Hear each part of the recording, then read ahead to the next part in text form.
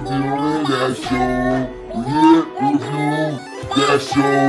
And if we think we can, we can still review that show. All the people be trying to review like us, but you know they can. It's Marty,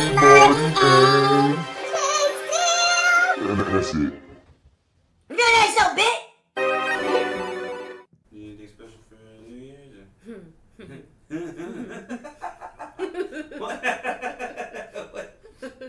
What's that? Look at before it was just random.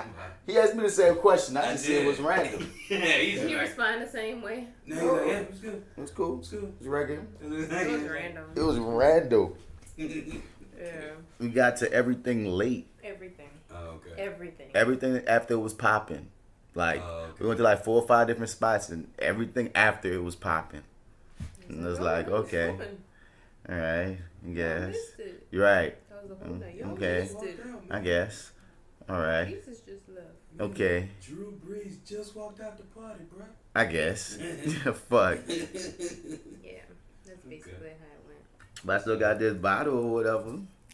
Oh. Yeah, still drinking, huh? Still, you know, we gonna, you know, have us a nice little podcast on today. Nice little Oh my God, 'cause you know we haven't recorded one of these since the most recent ghost episode. The Ghosting. Probably the demon episode. My God, bruh. We talked about so much on that episode. Me and Marty was saying that on the year end, the Megazord joint with the other podcast. I'm like, I was just so pissed. Nigga, Blind Spotting, Into the Spider-Verse, Sabrina. We got into a whole bunch of things in a very deep manner that is like, it's not a script, nigga. It's like how you ain't gonna just recreate it. That bitch is in the ether, never to be heard, even though we feel like it happened because our energy went out. Yeah. So it was just. Y'all know it still happened. exists. Y'all were there. Y'all felt it. No, they weren't there. That's the problem. They That's the felt problem. the spirit. Whatever, man. That's the Damn we it. gonna wind up doing a blind spotting review beat by beat soon to make up for the one that you guys didn't hear. Yeah. It was obliterated. We're gonna talk some Spideyverse on this episode. We're gonna talk some Aquaman on this episode. Aquaman. Feel me? We're gonna talk some Bird Box. Did you finish it? Yes. Did you finish it? I did. Oh yeah, can't I wait. went back and tried to watch it a second time just so I could speak to what I hated about it so much. Wait. It didn't scare you? I watched this movie by myself on Christmas Eve night and I didn't go to sleep. No. Now tell them what did I do when I saw it. You laughed the whole time. The entire movie. I was so joke. It was the I best. literally could not sleep. I watched that crap and I was terrified. It is I the want best your- I want your unintentional take on comedy I ever. was terrified. I want your take. You seem like you. I'm got easily that. scared. But I'm feeling like, dog, there's a section of mostly women on my timeline that feel the same way. That took this movie seriously. You feel me? Like there's a Movie few was people, unnerving for dude. 3 hours. And the way was that- stressful. The way they was talking, I'm thinking that bit. I'm like, oh, this going man, Marty. When I say I'm laughing, son, I'm joked. When like, I finished, dude, like the minute you told me that, it made it a lot easier to finish. I was like, okay, I know he laughed here. I know laughed. he laughed here. Oh, you could. Oh, so you He could laughed tell. here. Oh, You yeah, could I was tell like, when I laughed. Oh, Thank dude. you. Oh Oh my Okay, God. just confirm one thing for me. Did you laugh when Lil Rel died?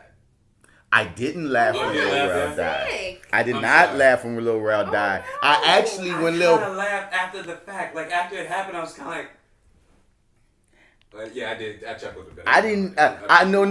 I know I probably would in the second going, just thinking back on it, because the fact you asked me what did I laugh made me think what was funny about that. Then I thought about his facial expression, be like, oh fuck, and you run up in there. It seemed like the worst idea ever. But the thing is, when he died, I didn't take in that he died. If that makes sense. Okay. You know what I mean? Like he ran into the fridge monster nigga, and I'm thinking in my mind, so he about to come out, right?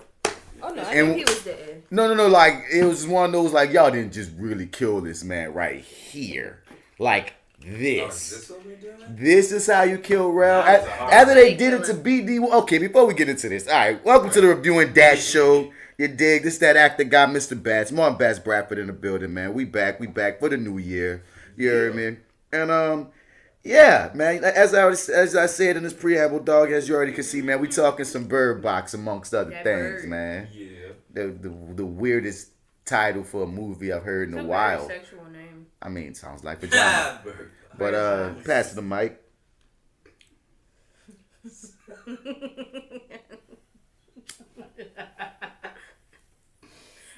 Passing the mic and it drops. Hey, I done picked the mic up, and I licked my hand before I touched the mic. How y'all doing? Spread them germs. This is what I'm going to let you guys listening know. For those people who have the podcast app, there's this thing on here where you could press it's 15 with go back 15 seconds, and there's another thing that says move forward 30 seconds. No one cares. In our intros, after I go from this point on, No one cares. just hit 30 seconds until we start talking about the show.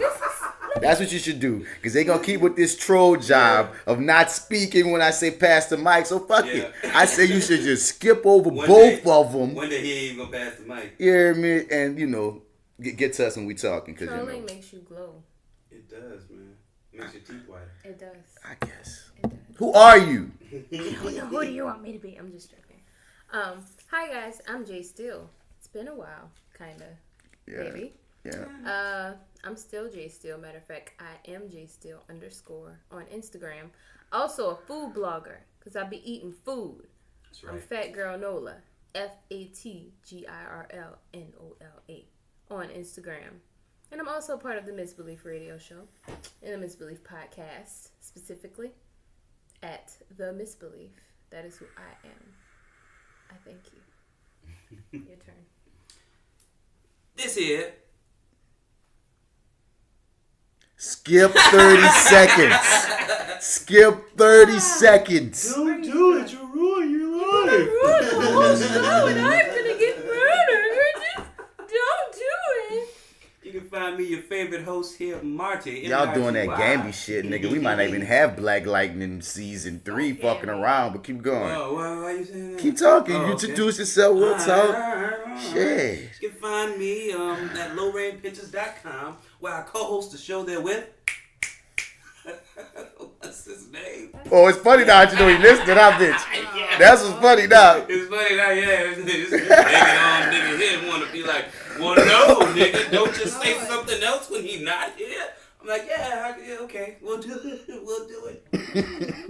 Your30. Oh, yeah, everybody was going. I was listening to that. I was like, well, damn. I feel like I had a target on my back. Joe went for me.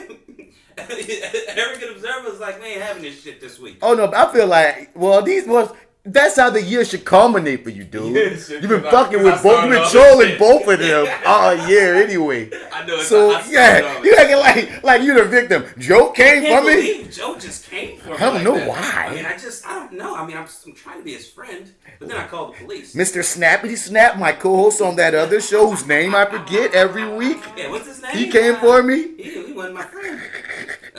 I was surprised when Arrogant Observer came for you. I was like, oh shit. No, I feel like he had this on his mind. I should have known, because he had told me, it's like, Shoulda I've been known. listening to y'all niggas. I should have known he had something in his back pocket. You've been poking at him. I have. You can't poke the sleeping bear or the, Snorlax, as I like to call it.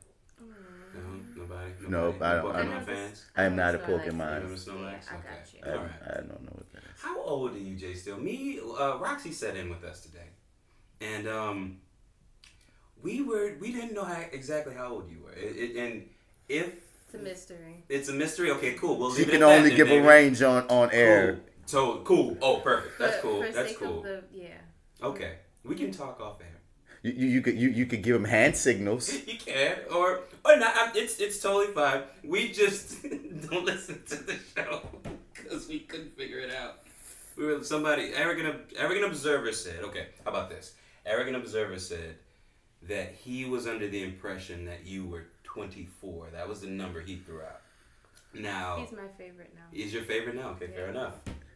Now I said somewhere 27, 28. Maybe. You're That's no kinda- longer my favorite. You're my Okay. favorite. I don't know why. I feel like I might have lost you.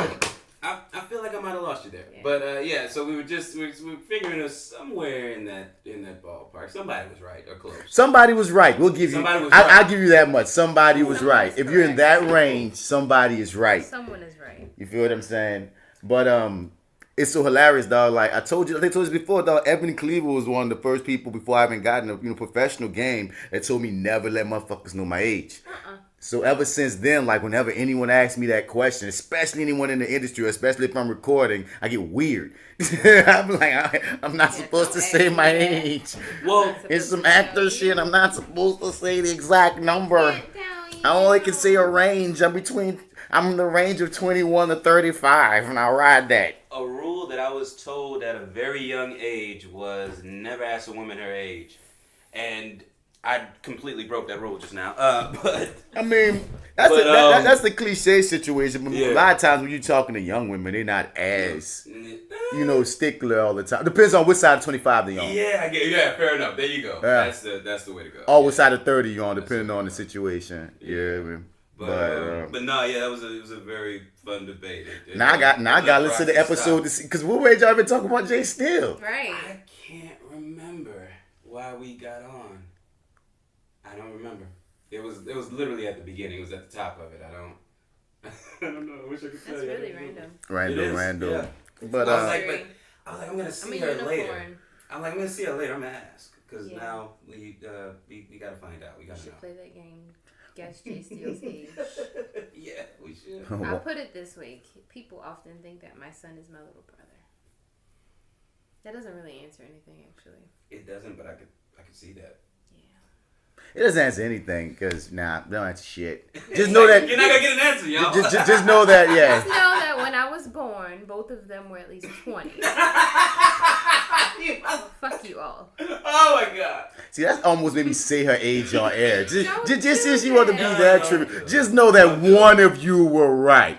Anyway, moving forward, man. Talking about random shit, dog. First and foremost, dog, since we were talking about Bird Box, we might as well stay on the topic of Bird Box, dog.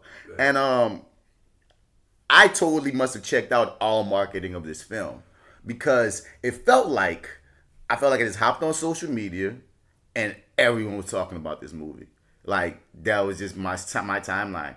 Bird Box, Bird Box, Bird Box, Bird Box, Bird Box. It's up and down my motherfucking shit. Bird Box, Bird Box, Bird Box. You feel me? And like, I even asked a question on my timeline. I was like, man, like, did I miss something? Was this like, was this some secret movie watch that everyone knew about that I didn't know about? Did some email go out? What did I miss? But then people were telling me, nah, man, if you was paying attention on Netflix and even if you watch TV, they were advertising this like actively. Yeah, they were. And I didn't even know that shit. And oftentimes when I get on my Netflix and they show all these previews and shit, I don't watch that shit. Like, no, I'm here for Supernatural, or I'm here for, I'm here for very specific things. I don't care about your fucking previews. So I felt like I got like trolled or punked because it just was everywhere for days. And I swear, I wasn't gonna watch it. So up until the release, like, you didn't even know it was coming. So I knew nothing. I just hopped on social media and people was talking about this thing called Bird Box, and the memes were everywhere already. Do you ever, like, I know I do primarily most of my my Netflix watching on my computer. So when you go to the website, before you can even scroll down and see what's in your list or continue watching, or all those, the little thumbnails and stuff that they give you, at the very top, if they got something coming out, fuck that. that shit is going to automatically start playing. Oh, no, they don't do that on my PlayStation. What happens is I go on my PlayStation and I go down, and it's most likely, again, super fucking natural, which I'm on season 11 of, and I'm watching that show like, god damn it, y'all, if I hear one more villain monologue, I'm pause on some supernatural shit. I understand villains got a monologue. It's part of being a villain, dog. But I'm like, where's the villain that decides, you know what, let me kill these niggas and then talk to their dead corpses? Because I'm at a point where I'm getting tired of right before when you need to be killing Sam and Dean, you instead not kill Sam and Dean. It's like these niggas, all these villains have a pact of, you know what, I want to be understood before I murder these heroes. No, murder the heroes. Murder them. What the fuck, man? I'm starting at 11 years of this shit. I'm getting drove now of damn. So nobody really wants to kill these guys. No one does. So you somewhat reached your threshold on Sam and Dean getting out of everything. Like, they need to be in more danger. You feel? I don't think they need necessarily be in more danger, because they always in obscene amounts of danger, dog. It's just the fact of, like, you need to make me feel like these villains are smarter than motherfuckers who just need Dr. Phil. God damn it, dog. You don't need to be like... And one thing I do give the show is this. you actively now see Sam and Dean purposely getting them to talk more so they can get out of shit. It's almost like Sam and Dean even realize, oh, villains like to talk. So let's give each other that wink and that nod to get them to talk more. And I'm like, okay, show, you tried to be smart and you got them motherfucking getting the villains to monologue so they could get out of shit, but it still don't take away from the laziness that these villains all be about that shit. You hear me? But anyway, back to Bird Box. Well, we had no villain monologues, so we didn't know who the fuck the villain was. We know who the villain was. No, we did not know who the fuck the villain Yes, was. we do. It was a demon. It was a demon. Or an alien. Or an alien They demon. were demons. Or an alien demon. It wasn't no specific shit. You going by for what Rel said? Rel wasn't specific. Rel said we always say about this end of the world shit. The thing about what he said, it irritated me because it was like right on the nose. I feel like he had the exact answers, and I'm like, oh, okay, that's what the fuck we dealing with. But it was on the And nose then- across. Go And ahead, then talk your shit. the Talk your shit. pictures that we got of the things were demon-like. They were demons. That old boy pulled out. Like Greg kept As soon as I drawing. saw it, I was like, oh, it's a demon. Look at that shit there. I'm still not. I feel like that movie required us to take a lot of reaches to connect dots that we shouldn't have had to take that many Yeah, there reaches were definitely plot holes. to fucking connect, yo. And like, it's hard for me to take the film seriously because when people be like, that bit was good, I'd be like, was it? Like, good? It's one of those movies that I saw it twice. And after I watched it the second time, I was like, okay, I hate this. I'm not watching it again. Oh. Yeah. Okay. But the first There we time, go. Okay. I was terrified because Wow. I was sitting up at 3 a.m. on Christmas Eve night, the most magical night of the fucking year, and decided to watch this shit, and I was alone. And I kid you not, like, I wasn't even inebriated. I was completely sober. But I swear, after it ended, like, the wind outside blowing, like, I jumped. Like, I didn't go to sleep that night. That ending would have calmed me down. That ending was It got to the end, I was like, oh, blind people save But the it world. still made me wonder. I'm like, what if, like, the reason why they made us watch this shit all at once is so that they could set off some kind of thing and make us... What kind of thing, Jess? These were I don't know. demons, remember? Or aliens or something. Give it somebody. And they made some people want to commit suicide, but it made others not. I was like, what if this is real? The fuck? And apparently because... Imagine if the movie had given itself that kind of weight. My nigga, son, I said this online and I would what's the word? Posit this to you. Bright equals Bird Box. What? How? Okay. I don't disagree, but I don't quite know why I agree. The polarizing nature of this film. Oh, okay. When they got this extreme, because that's what made me watch it. Like, at first it dropped and everybody was like, oh my God, it's amazing. I was like, really? Then it dropped. Then other people was like, no, that bitch suck. Then it got, no, it's great. They're just big anti. Then it became the worst movie ever. So at a point, I started being like, I'm about to watch this shit too. Okay, now you got me too intrigued because that's how Bright was. It was like these extreme factors of it's either sucked or it was great. And I was like, it made me go, okay, this is very interesting when these movies come out and there is no set whatever the fuck, you know what I'm saying, between people. So I was like, man, this thing hits people like Bright. Like, because you could ask 10 people how they felt about Bright and you get different answers. Same with Bird Box. And the thing they have in common is these Netflix films to me almost, I was telling this to J.Steel, it feels like they're above, like, straight to DVD. Yeah. But like this weird rung below major film type of deal, if that makes sense. Okay. Yeah, That gloss that you have when it's a major motion picture hitting the theaters is like a sliver. Because you can see Netflix put money in their movies. It's not that they ain't putting the money in. But it's just the feel of it has this, I don't know what it is, but I know when I'm watching Bright, I feel like, oh, this is not a good movie that I'm watching, but it's not a bad one. It's the same thing with Bird Box. Oh, I am not watching a technically great film, but I can't say it's garbage. Yeah. So it's like, okay. But as I watch it, I couldn't stop laughing, dog. I just don't understand, like... What, the laughter? I don't understand the laughter. I mean, the thing about me is that I like weird movies. I like being scared, but I get easily scared. Like, it doesn't take much. Mm-hmm. So for me, it was just the suspense of, like, not knowing what the fuck was going to happen, and then having all these people kill themselves. And I think it was just, I don't know, I think it was a psychological thing. me being in the dark alone watching this with the anticipation of it being terrifying because everybody's been talking about it. But yeah, the first time I watched it, it scared the hell. I didn't laugh at all. It scared the hell out of me. But I will say, once I got to the ending, I was pissed. Really? That ending was horrible. Because at this point, I'm like, okay. Like, the whole time I'm watching the movie, like, I had to pause it a lot. Because it was triggering my anxiety. I was like, oh, okay. Yeah, okay, I was like, because it just was intense. It was like a lot of, nonstop, like, what are we going to do? And are the kids going to die? And the voices, and now this motherfucker's coming, and that motherfucker's coming. Yeah. And something just fell across the room, and I think it's one of the things, like, it was just a lot going on. I agree with you, though. But the ending, like, I wanted something fucked up to happen. Like, I wanted one of the blind people to, like, have their eyes be fucked up or something and it goes off. Like, it just ended happy. You wanted a bolder ending. I got you. I wanted a bolder film. Netflix, they could have taken that chance, it feels. You know what I'm saying? It feels like it's not even a chance. It's just smart writing.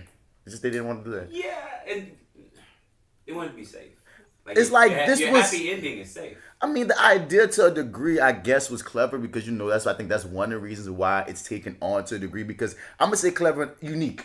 Okay. You don't hear this premise even to explain it. It's like, you know what I mean?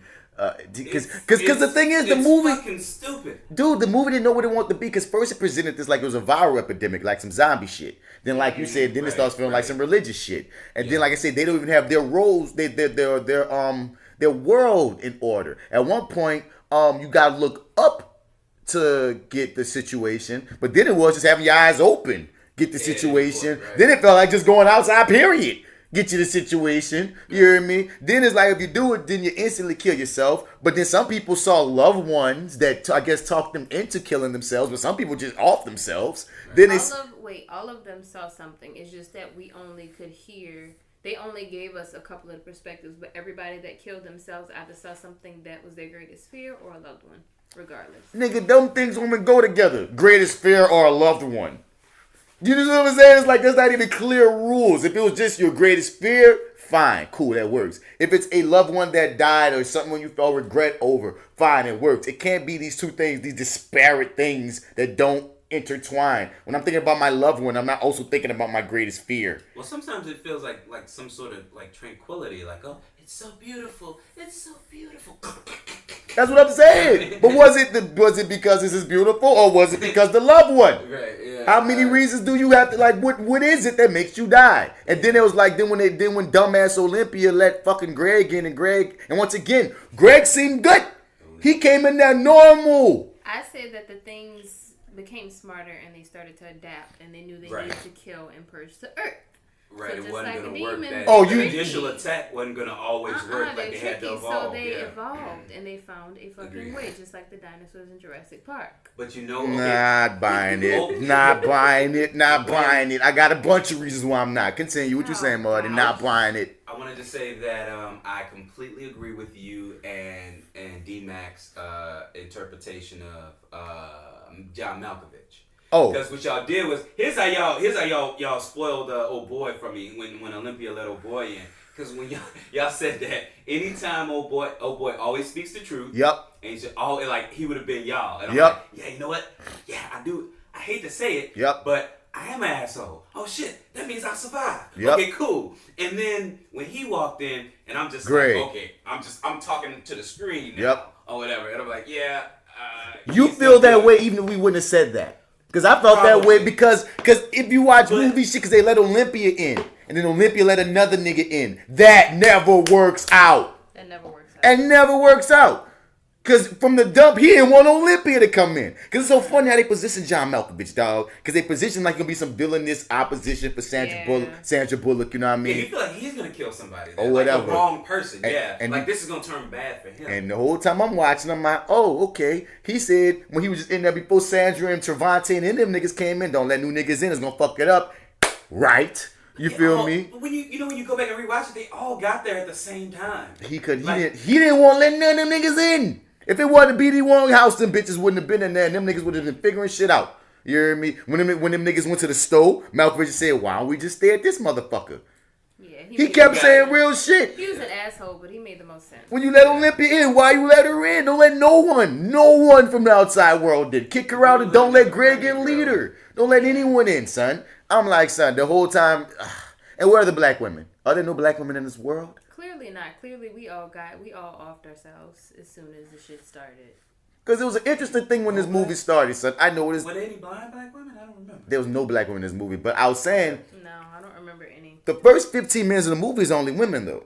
You start with Sandra Bullock, then you get your girl from American Horror Story, Paulson. Then you get the Indian, I don't want to miss, whatever her race is, but you know what I mean? You get the doctor, you know what I'm saying? I was like, ooh, women, you dig. Then you got the fall out shebang. And then you get in the house, you can see they tried to make a cornucopia of, races. We had the Hispanic, sportsy chick. We had Machine Gun Kelly as the redneck nigga who only could say fuck. Fucking fuck.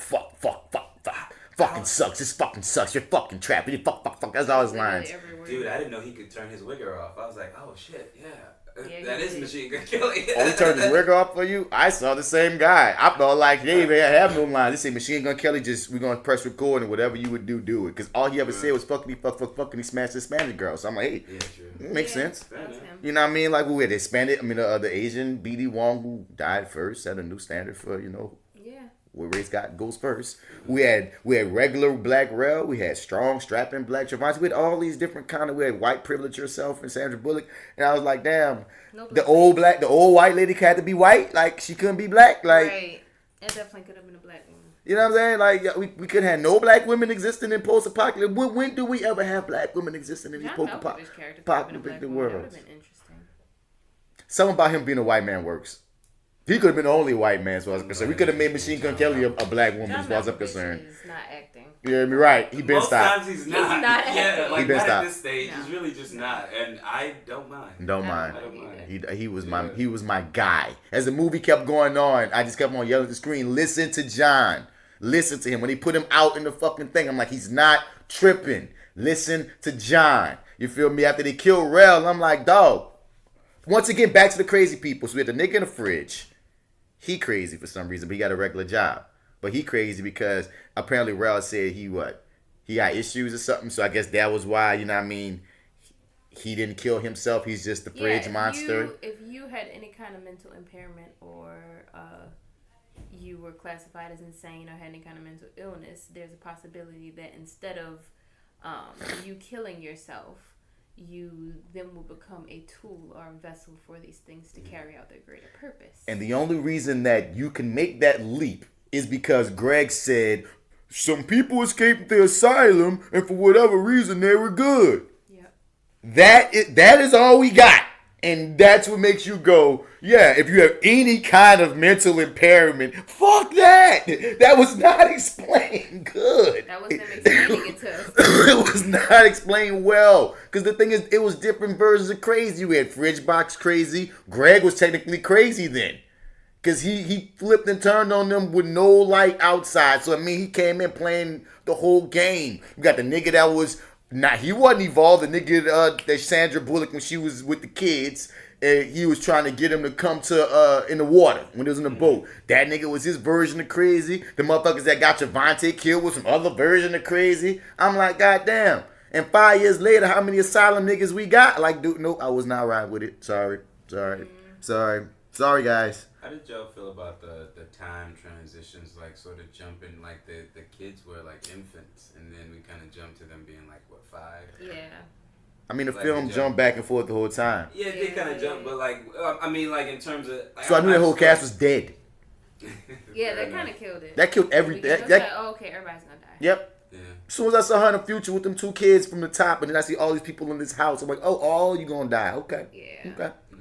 Well, yeah, they telegraphed. Did y'all feel like in terms of, like, so Travante and Sandra Bullock sort of kind of build a world for, or a life for themselves, if you will, if you want to call it that, in the house, and then, like, it felt like at one point we jumped, the kids were like really infant, and then like he's telling them the 5-year-old versions of them a story. Like, it just, I don't know, I feel like they monetized it, bro. When you give me a montage, I'm Gooch. You know what I'm saying? I'm just watching the film like, watch Javante shot at Sandra Bullock off the dump. Because I feel like she wasn't. I don't think this strapping, muscular, I move in my veins, beat you in the face type nigga off the dump gonna go for middle-aged, pregnant white chick with a Michael Jackson face. Let me tell you something. I would have went for Hispanic chick off the dump. People like what they like, and also I feel like his role was not written for a black person. Oh, his name is Tom. Which is kind of dope, because he just happens to be black. Yeah. And that's dope. So when he fell for Sandra, I was like, this is weird, but I was like, it's cool to see a black dude just kind of, I felt existing. They just wanted writing for this white woman to have a little fucking fantasy of being, I'm the superhero feminist chick, and I get me the black dick too. And I'm gonna just, because for whatever reason, this nigga want me. I'm glad they brought it in the script that she said, you only coming at me because it's the end of the world, and he didn't say no. But what you saying, son? I want to say that played like a huge factor. I think. His name but is Tom. yeah, I do agree. I agree with everything y'all saying. But for me, I don't know. I kind of went with it a little bit more because his name is Tom. No, his name is Tom. His name is Tom. They have black Toms. What they do have black Toms. How many black motherfuckers you know named Tom that don't be like, call me Thomas or T? Most cats I know that's black, you call them Thomas. No, never call them. No, I don't never call them my black Thomas is Tom. And when I see a black man named Tom dying for the white people, I just can't help but blink really hard. But continue, my dude. They wrote this. Hard blink. Oh Lord. My goodness. They wrote this. Change his name, guys. Fuck. Why did you keep his name Tom? Should have named him Bob. Bruh. I'm just saying, if you're going to say him to white people, you could have not named this man Tom. That's all. But go ahead. Name him Bob. Name him Bob. They wrote this little moment in there where I think he talks about, was it his sister? Roberts I know say call me Robert, not Bob, but continue. What is that moment where they talk about how touching a pregnant woman's belly is soothing? Was he talking about his sister? Or probably or something like that? They wrote in the dialogue that he, like some relative of his, like to touch their pregnant belly was always soothing for him or whatever. And then he sort of tells her that, and it's kind of fucking creepy because like, you want to touch your belly, don't you? It's just it's a little weird to tell that story so you could do it. And then he actually kind of does it, and it's like, I don't know. Their chemistry just kind of worked for me. He was the best person in that house. Just as a person. Morally. Yeah, he was. Yeah, a good person. I love seeing him play that role. Yeah, I give you that. I love seeing Trevante Rose just play this good guy. Good guy, you feel me? And he gave her the realest speech. But I was like, get this white woman this speech that she's not going to understand about surviving in the hood. When she was like, why are you telling them stories? They're never going to get out. And I'm like, bitch, he said, bitch, they need help. They need hope to survive in a fucked up situation. I just felt like, come on, black man. Because coming from a black man, that whole context, also, because certain things change when you're a racer. You know what I mean? Yeah. Like this black man saving these white people, so some people are going to add a certain kind of context. But him giving this speech about hope, and she's clueless on it. Because she decided to just shut down. And he like, nah, nigga. You need to give people that they're not going to be able to go day to day. And that's so eloquent to the to the context of blackness in America, even in post-apocalyptic fucking America. Right. You know what I mean? If I'm this black person raising these white kids, I'm going to raise them black. But I'm going to raise them, I'm going to give them some real shit, man. Like, kids need freaking stories. You even give them goddamn names. Boy and girl. I laughed at that so hard. That. Okay. Oh, God, I laughed. I was confused when the movie started and she said, boy, you have your... It was dog and girl, you have your cat. Like, wait, why is she calling them boy and girl? And it hit me then. I was like, maybe that's not her kids. Maybe that's just some random kids that she found, right? You know. Oh, yeah. Well, the biggest moment was my favorite moment, which I said on the Your30 Podcast, when she gave him the whole speech. She like, all right, when we get to the rapids, one of y'all gonna have to peek out. You have to peek out, and y'all gonna have to look. And we already know in this movie, if you already don't know, in this movie, you're not supposed to not have blindfolds or shades on. And once again, back to their shit. Do I look up or is it just me just being exposed to outside? What the fuck? But anyway, the whole thing is don't take off the blindfold, kid. They got all the suspensive. Don't take off the blindfold. We riding on the boat with a goddamn cover over us because we don't want to take off the blindfold. We don't want no sun or no alien glowing balls or demon shit. Whatever the fuck. We don't want none of that to hit us. Boom, boom, boom. So she giving this intense speech letting them know one of them got to be brave. Then her son step up. I'll do it, Mom. And she said, no. I will choose. I will choose. Okay, when the time comes, I'll figure it out. And that girl gave her this look, and then she realized, it's gonna be me. Nigga, I laughed for about 8 minutes. Why were we? Eight, nigga, I laughed hard. I didn't laugh. I just felt like, oh, that's So hard. Like between that and when she fell out that boat, when she hit the house and she tumbled backwards out the boat. Like certain shit, I'm like, is this not supposed to be funny? Even when Sandra Bullock yanked her ass like Scorpion when she thought she was. Watching that in context was so much more funny. that part was funny. I'm sorry. Okay, cool. So much of this movie. I still ain't laughed though. I was still terrified. So much of this I movie. didn't laugh till the second time. Oh God, you couldn't have watched it the first time with me then, dog. Because there's no No, way. maybe I should have. Because I really I legitimately was terrified for a moment. I was multitasking the first time. I was multitasking like for the first 30 to 35 minutes of it. And going back and watching it a second time with my full attention, it did play a little bit better. It was a lot more tense that second time around watching it with my full attention, especially when they're leaving the hospital and that and it's sort of the first outbreak, I guess, that they're being really exposed to. I really dug that car ride. That car ride, yeah, like that's a really tense moment. Which made me feel like it was aliens with demons walk and shit and step on cars. That was a very like you watch Independence Day, you have some alien moment with them in the car. It didn't feel like demons because demons can't they possess you? In demon lore, can't they like go into the motherfucker? Fuck the light. Why? Well, nigga, this don't make sense. In what demon lore can they not just go in the car? I don't know. This is a different kind. Fuck them. Continue. My bad. I've been watching too much Supernatural or something. Tell me a demon could just walk on top of a car and not fuck with the people inside because you gotta see the light for them to fuck with you, man. The light demon.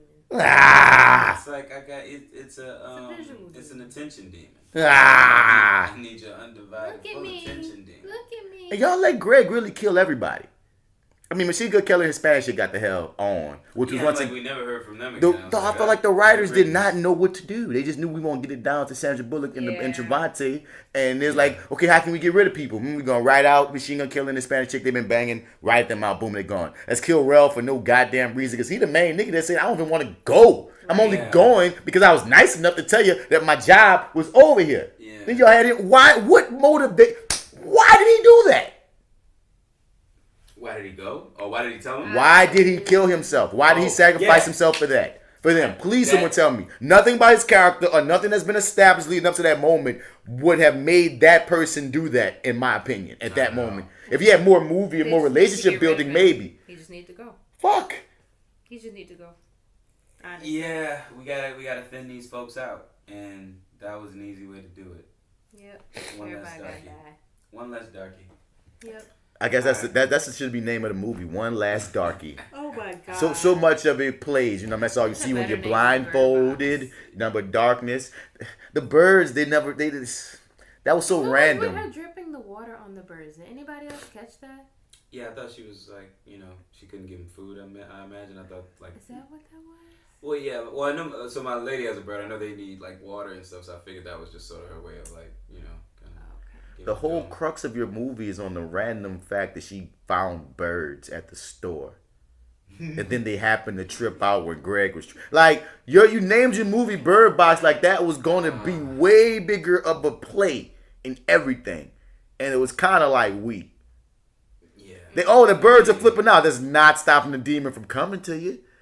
It didn't hurt the demon in no way. That's what I wanted to say. Were they the birds in the box? But they didn't let us stay in the box with them too long because Greg killed them all. True. Okay. Well. Yeah, Greg put them in the refrigerator, right? Or the freezer? He killed all the people, Okay. He put the birds up because apparently he knew he had problems with the birds or something for some reason too. And birds were the only animals that reacted to him. Not even doves or anything. They, maybe have the Christ allegory. No, it's just random birds. Yeah, any birds. All the other animals were gone apparently. Right, where were the other animals? Fuck this movie. Like, this movie is funner to watch than to talk about. I thought though that moment that you talked about in the when that came, like, I thought it was like one of the most sincere and honest moments of the movie. Which moment? Like, because it was just like the whole thing up until like the moment where she's like, so we're gonna get to the rapids and somebody's gotta look. No, I will choose. And the girl is like, she knows it's her. Yeah. And eventually we get to a point where she's just like, I'll do it. It's no problem. She's like, no. Well, no, I don't think she says it immediately, right? Not so immediately. it takes a second before she says. I thought no. she was gonna be like, okay. Yeah, me too. I just saw it coming, and I'm like, damn, this little girl about to die. I was like, are y'all gonna kill a child in this movie? I'm like, oh, the balls. Child death? I can't see how that scene could ever be taken earnestly. Really? No, dude. I like that whole when she was like, I must be dark. I'm just dark. Because she looked around like it was sort of like, yeah, there's no one here to judge you, darling. It's right.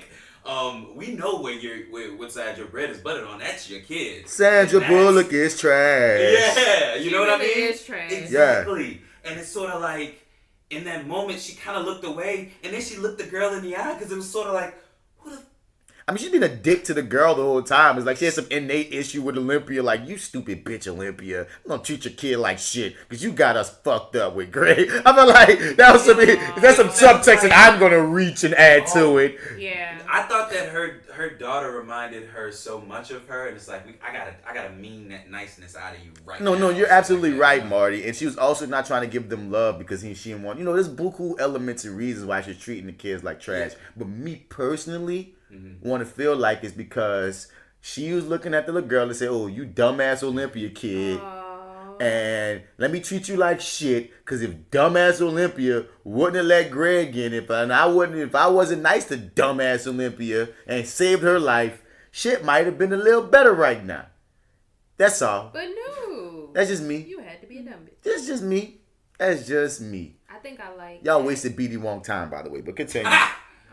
Yes, you did. I wasted my dog time. Yeah, they knocked him out way too early. Yeah. You said you think what, Ma? I don't remember now. Well, that's how I feel about that movie. Yeah. The blind people was almost cute to find that they had to get to a blind. I just knew that they were gonna eat them at the end. I just was ready for these people to be cannibals. I'm so serious when they walked in, but I feel like they did that on purpose.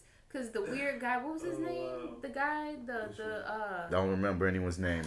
His name was Rick. Yeah, Rick. I just knew these people were Walking Dead. Look at that. Yeah. I just knew these people were possessed. Cause even on the radio, he just sounded weird. Like. Yeah, I didn't trust him. I didn't trust him at all. So when they got there, I was like, ooh, they about to die. But it was good. Cause blind people. That's the theme of this movie as well. Because blind people. They're the only people who really enjoyed this movie.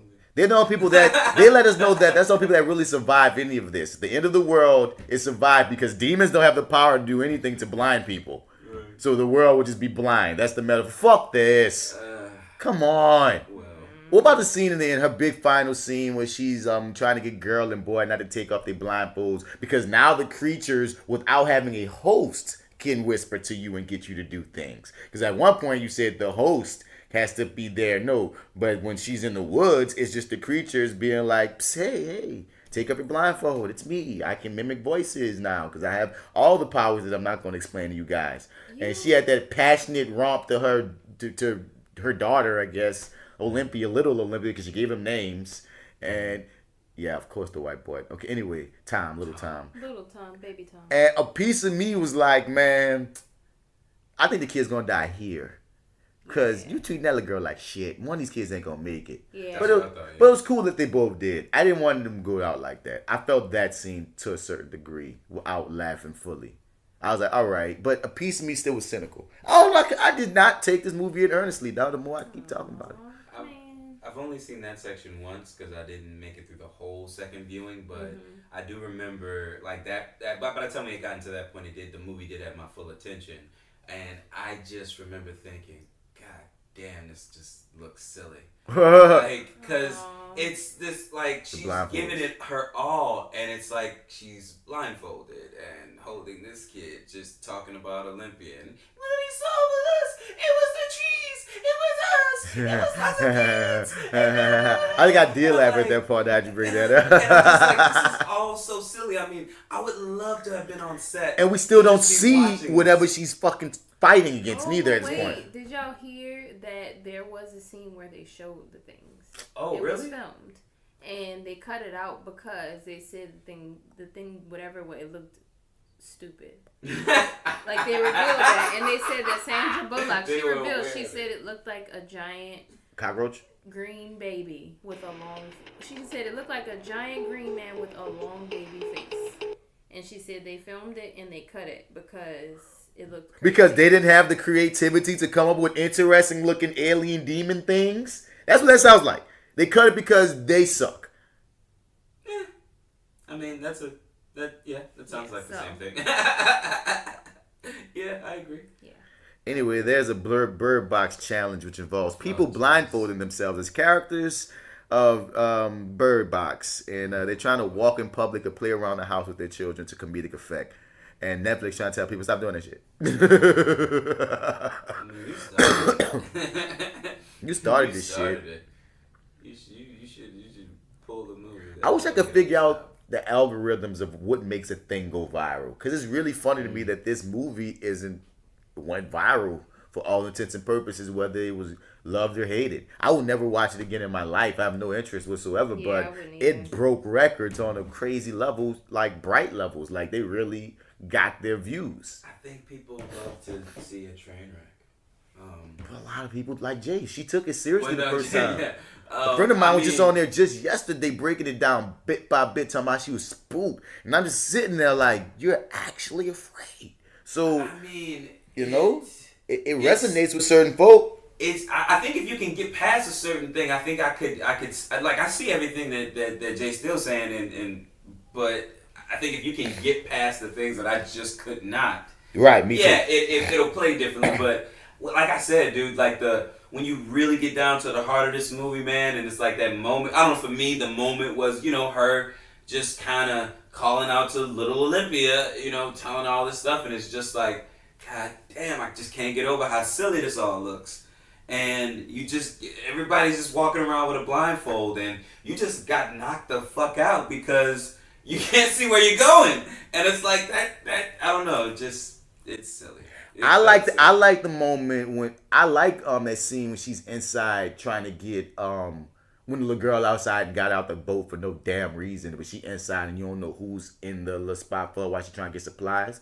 That was a cool little action piece. They had like a few little action pieces that I was like, I like that in a bubble. I like this in a bubble. So I don't want to say, certain things I didn't take seriously.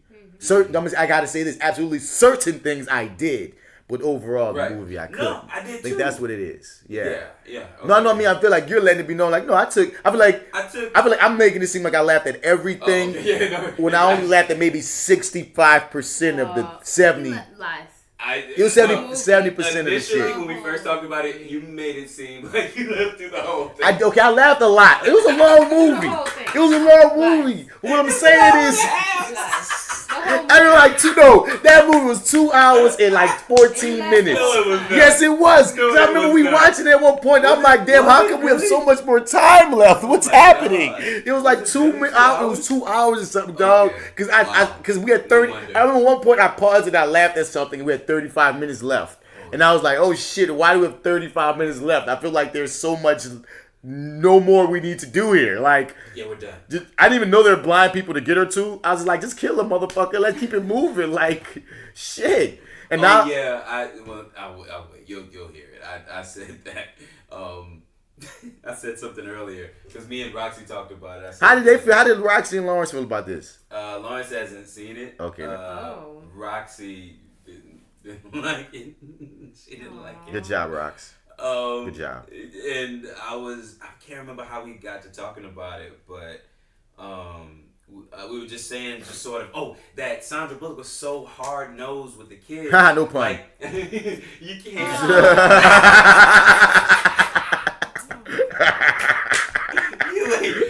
You can't. Like she's so mean. Man. Like you don't tell these niggas stories. Don't be telling these little niggas stories. She would have said nigga. And I'm not. That would have made it so interesting. I know, right? But I'm like, if you were gonna like just stick them in a room, I mean, that's not really a life. Like you won't even let them hear a story. I mean, God, I get it though.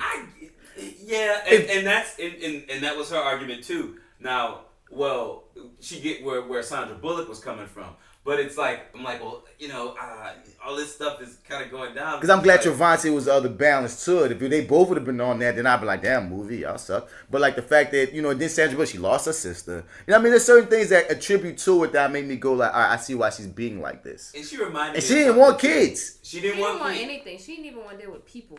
You hear me? And she reminded me of like sort of the birth was sort of like really dramatic, like right after you birth, right. Then oh boy, Greg murders everyone. Yeah, right in front of you. You gotta hide under a sheet. Right, Man. that's crazy. So I can see, she has some trauma going, but I still at the end of the day, dog, would have much rather seen Regina King in this role. Or like motherfucker, Regina King would have killed. Imagine the Regina King in this role. Motherfucker. I always mess up her last name, but Okoye from Black Panther, man. Danai Gurira. I said Danai Gurira. Yeah, because as soon as people say there were no black women in this movie, I thought about seeing what black women I would have liked in this. And dude, those two came to mind fast as leads that I'd have much probably rather have watched. Okay. Rather. Okay, yeah. What was the word I want to say? I enjoy Sandra Bullock. I enjoyed it for what it was. Yeah. But I thoroughly enjoy Sandra Bullock. But I'm gonna stick my freaking foot in the dirt and go. But if you go, but would you take in a black woman? I will always go. Give me that blue pill. That's all. That's all I'm saying. That's all I'm saying. Never hate on. And that's all I'm saying. That's all I'm saying. Right, yeah. Sandra Bullock got her ducats. They got a lot of black women that can get some ducats. Yeah, I always bet on black. Yeah. That's all I'm saying. We can move from the film after this because I think that's all I want to see. Always bet on black. Fair enough. That's all I got. I don't got nothing else to say about this freaking movie. I'm ready for part 2. I'll be. It's coming. Nope, it's coming. Oh, you kidding? No, it probably will serious? though. I feel like it probably will come. Where do you go with this movie? I don't know. You know what? I feel like a writer can write. If you're a good writer, you can figure out anything. You can figure out anything. We just got this little speck of how it went down the things are still out there. And we don't even need this. It could be someone else's story. A whole other group of people dealing with this situation that don't even know about the blind They folk. gonna make a second part. I'm telling you. They made Bright. They're making Bright too. So and it is what it is. they're making Death Note too. So anything is possible. Why'd you bring up that movie? Why? I had to. Anyway, man, it's a lighter things that I do like right now, dog. Runaways. How far did you get? I believe I got to the end of 4. 4 episodes. Yeah, and I wanted to text you too. It was like 2 a.m, but I was like, put your fucking phone down, you chucklehead. But I was into. You were like, you sent me something saying I'm in 3 and this show's got me hooked. Yeah, and I was kind of hooked there too. The thing is, the world of the show, like, for some reason when I saw it was back on, I didn't care. I said, "Oh, Runaways out. I'll get to it." You feel me? So, whole time watching the first episode, I was like, "Oh, this episode cool." And I'm watching it, but it didn't have me hooked in the first ep. But but like by the time they get a second, and oh my God, as the whole season, I finished that bitch. I ate it. So season takes on, dude. It's great. It's great. It's great. Okay. And shouts out to episode 1 for having I was telling J.Steel this. Cause what episode did you get to? I got to episode 3. 3 or 4. So y'all probably in the same area. Yeah, we were around the same way. Yeah, I just ended 4. But I did laugh at episode 1 because that cat that stole the gloves is how Chase looks in the comics. Oh, really? Yeah, with the goggles on top of his head, the long grungy hair. So I saw. He's not a pretty boy in the... No, he's not a pretty boy in the comics at all. Like, nah, it's nice kick. They flipped it on the show to make him like this jock dude, whoop-de-whoop. But in the comics, he's like more redneckish, dog. More like Machine Gun Kelly, honestly. Like, you know what I'm saying? And he got long hair, and everything else with him and Gert is the same. But it's trippy when it hit me. I laughed. I was like, oh, because I'm like. It looked like there was a familiarity to the archetype how he was looking, but I couldn't connect it. But then when I connected, I was like, oh, I see y'all. And they had a lot of moments like that throughout this whole second season, man. Highly recommended.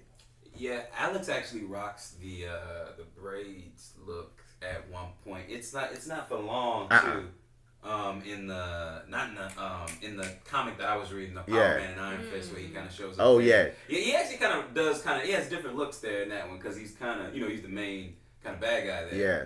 But that's one thing I never told Jay about his character. Oh, shoot. Nah. Sorry. Fuck it. I mean, for people that don't read the Runaways comic books, it's a big spoiler. But the thing is, since it's a TV show, you don't know where it's gonna go, right, because you don't know what they're gonna use. it's like they're using things from the comics, but they're not play by play following them or whatnot. But one of the big things in the comics is that there's a mole in their group, and it's this big surprise when you're reading the comics that it wound up being Alex, because that's who you would never. They're selling them out to the parents or whatever. But and then he says something like that. You think I'm the mole? Yeah, in the show. In the show, but the thing is, when you watch this season, though, they play with that trope, but with other characters, which makes you feel like, oh, they're not gonna go this route with Alex. But it's too obvious. But no, son. What I'm noticing, yes, dog. What I'm noticing, you're gonna see is when you watch the whole season. Okay. They're slow playing his separation from the rest of the group. You could kind of see it even where you are, probably, dog. But like, I can see that Alex is gonna turn on them niggas, but probably like a season 4. Like, there's the way that they're sowing the seeds. There's like little shits that you're gonna see throughout the season where it's like, oh, that's him kind of going dark. But it's almost like they pull him back from darkness at times. And he has his own little plans that we don't be having them. Or sometimes he lie to them. But it's for the greater good. Or sometimes he be like, let's just kill a motherfucker. And they be like, what you talking about? He's like, yeah, I'm tripping. Like, you know what I mean? Like, they sow these seeds early into the villainous way that Alex gonna go that make me go, okay, show. Like in a comic, you get to like maybe after the first volume, which is like, I don't know, maybe like 25 issues or something. I don't remember. But they get to about the end of the I don't remember which volume it was. I read them all like straight through. But I know at one point when he turned. And it's interesting when he turns. I feel like there's still a place for him on the show if they turn him. We just got to follow his road or whatever the hell he's doing. But I really want to talk to you when you get to the end of the season, because you're going to see what I'm talking about with him. It's like, oh, they slowly letting us see, like, yeah, he's going to be a problem or whatnot. But the whole cast is killing it, dog. Yeah, it's a really cool show. Oh, yeah. And the fact that it's mostly girls, mostly women. Yeah, I noticed that. I definitely like that about it a lot. Like, you don't see that often now. Especially on a superhero show. Right. To see that it's mainly female heroes, protagonists, whatever they are. The show's progressive as fuck. From the lesbian, couple with Nico and Carolina to like... Which they just kind of make a hard right turn on that. That just sort of, just happens. But you kind of go with it. I mean, they built it in the first season. Did they, you think? Yeah, they definitely built it in the first season, man. Like, especially, I watched it recently. Oh, did you? I rewatched it. Yeah, they built right. it in the first season. Right. It's but like I said, I laugh because, like, in the comics, it's, like, lightly touched upon. Like, you know what I'm saying? Mm-hmm. Caroline has a crush on Nico. Nico flirts with the idea of it, you know what I'm saying? Mm-hmm. But then ultimately, like, you know what I mean? It's a Nico and Alex kick after that until, he turns dark. And then it's like, oh, shit, well... But then that's a point of contention because, they liked each other, but Alex went dark for whatever he thought was the greater good. Because that's the thing, even when he turned on them, he still feels like he's doing the right thing. You know what I mean? Mm. I don't know, dog. It's crazy. But they decided to play it up. You know what I mean? They have a relationship. And where the series goes is going to get a lot more complicated because they introduced this one character that's from the comics that I thought was going to come later that... Did you read any Runaways comics? Mm-mm. Okay. I was about to after this season. I was like, okay, now you guys got me interested. Read them bitches. Yeah. Cause I feel. Is it this guy that comes to stay with them? The fucking forget his name, but his eyes light up and stuff like old girl, so they let him in or whatever. Yeah, not him. But he's in the comics. All right. But he's very different in the comics. Like the way they play. Topher in the comics is a whole different art. That's his name. Yeah, but I like how they did it for this because, since they didn't do this in the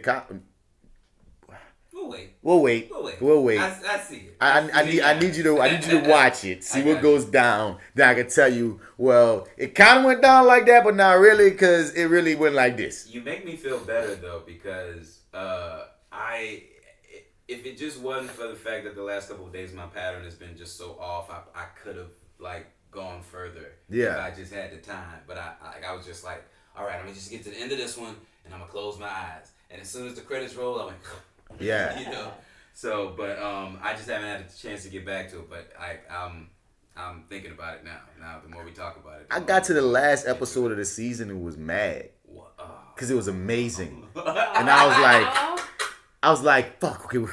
Because for some reason I was reading the screen wrong, and I thought it was 12. Oh. So when it went, I was like, oh shit, okay, I got one more. Nope, it's over. It was not one more.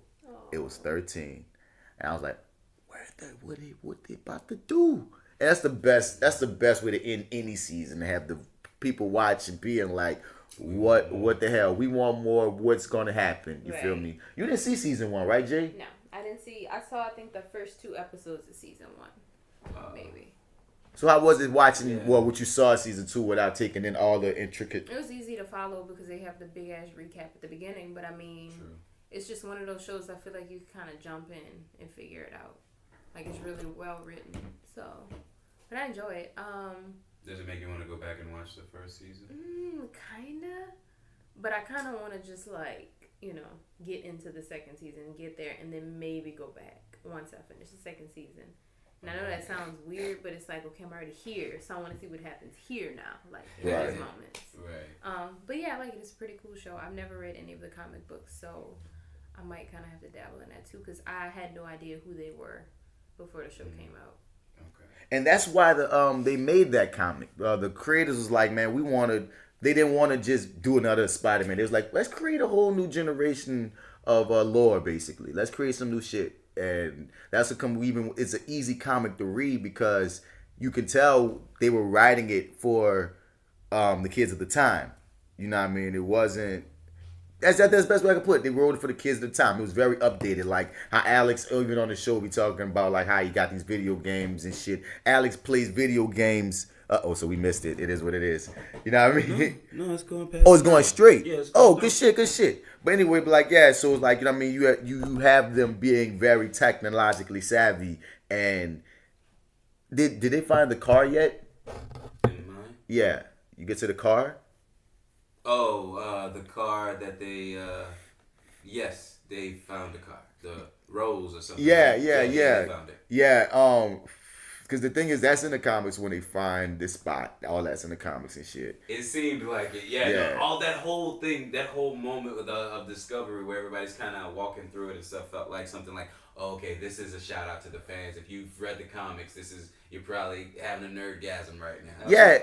The fact that they even went in that direction, I'm like, because once again, they decide what to follow in the comics, and I love the dynamic of the parents and the kids, because like in the comics they're like legit supervillains, full blown. The parents are supervillains, you know what I mean? But in the show they make it more complex, you know what I mean? The parents care about their kids, and in the first season you can see who were worse than others, but as this season progresses, you see they all are kind of villainous in their own ways. Mm-hmm. But it's not just this black and white shit. You hear me? When you go from, like, you know what I mean, the wild, all of them, they do some fucked up shit throughout this season that puts them even more in the position that they building up to of, the premise of the children of supervillains deciding to be heroes and make up for what their parents did. Like that concept of what the Runaways were gets more developed and more obvious the way the season progresses, man. It's like, whoa, okay. I see y'all niggas. I see how y'all building. You hear me? And the parents are just as compelling, man, and they're not as compelling in the comics as they are in the show. I can say that straight up. Yeah, I mean, I think for me that you needed the first season to just lay a little bit of groundwork, because I thought, I followed the first season, got through till the end of it, and was like, this was cool. Let's see what they can do with it. And then when it was like, okay, now they're on the run at the end of the first season, it was kind of like, I don't know, I didn't know where we were gonna hit the ground running so strong in the second season. So now it almost makes me want to stop now where I'm at, go read the comics, and then come back and finish it. I mean, reading the comics makes it rewarding, but keep watching, man. I want to be able to talk about this in depth, but I don't want to spoil nothing for neither one of y'all. Yeah. You feel me? Also on the TV bracket, man, Titans just had their random ass season finale. Okay, so that show, like, I felt like, okay, so here's how I felt at the traditional ending of the show. I felt like fuck this show. Pause. But I'm gonna say this though. Okay, this is not the traditional ending of the show. I read up. We were right. Remember when we looked up the season? They had like 12 episodes instead of 11. They decided last minute to make that 11th because that's still a weird number of episodes for season 11. Who the fuck does that? They decided to make that the season finale, and they're gonna take that 12. Keep most of the scenes from it, restructure some things, and make that the next season's premiere. Yeah, whatever they're doing with that. But continue. Yeah. Okay. So just fuck the show still. No, it's just like so. It's awful. It was just awful way to end it to me.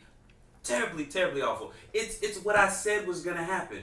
And remember, we were kind of like, nah, man. They're gonna be a team by the end of this. It's gonna be. I said by the end of season 2. Oh, you said by the end of season 2? Because remember you said by the end of both seasons they're not gonna be a team. Yeah. And I think they probably gonna cliffhanger us on season 1, but I know by season 2 they're gonna be a team. I didn't like it. I did not like it. And then they decide, oh, we kind of pissed you off there, didn't we? Okay. All right, we didn't want to do this, but here you go. Superboy, the Superboy tag on. Oh. So okay. Just to lay some groundwork for people like J.Steel who ain't seen what the fuck we talking about. Okay. Yeah. So in Titans right now, man. Where to even begin?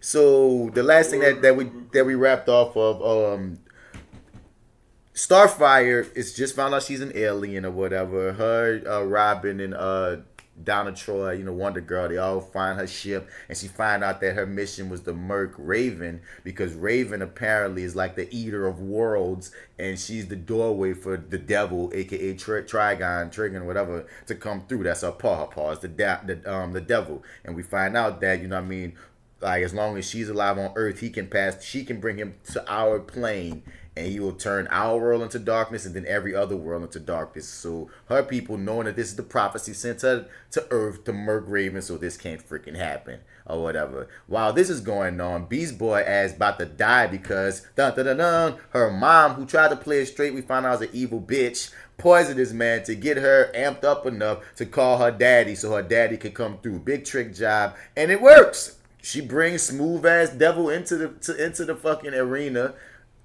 To me, not unceremoniously in a way, honestly. I feel like it should have been a bigger thing and more of a struggle. Because, like, y'all told us about this nigga, then he here. You know what I mean? Like, even I'm a comic nigga, so I knew who he was. But I felt like the build to him would have been a little bit more than what we got. But, yeah, son, so then, he comes on the plane of existence. He heals Beast Boy from the poison that the manipulative mama, was on.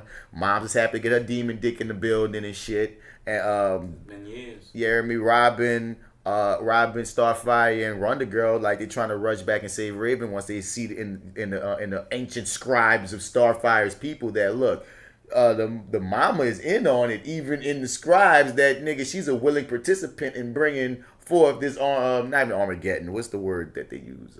We just watched Bird Box. It's the. I'm mad. This word's escaping me. That's how you know I'm high when I can't think of simple ass words. The end of days, man. What's the other word for end of days? Apocalypse. Thank you, go. Really? There we go. Apocalypse. There it is. I just said simple. So that's how. And so the end of the previous episode we probably talked about on here. I kept on saying I see the end of. It ended with Dick jumping into the goddamn portal, Kim getting cut off. And then we have this whole episode that was bucked up to be Batman versus Robin, which all of us were saying that it's got to be some alternate reality because it's not making sense. And we got this full-blown episode of this alternate reality of Dick Grayson having to take down a murderous Batman. Hits blunt. So J.Steel, that's getting you caught up on what we got up to. And honestly, bruh, I liked the episode. I liked it. I liked the episode in a bubble. You feel me?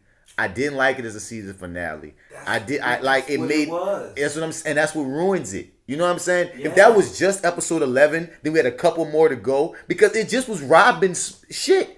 We built all this shit about the team and what's going on with Raven, and we got Trigon, and we got Starfire, and we got Wonder Girl. You called for Hawk and Dove to come from whatever. You did all this building up to have everybody come forth, and we about to meet up with Trigon, and instead of meeting up with Trigon, we have this random aside off in freaking Gotham City with Robin and Batman shit. Robin fucking Wonderland over here.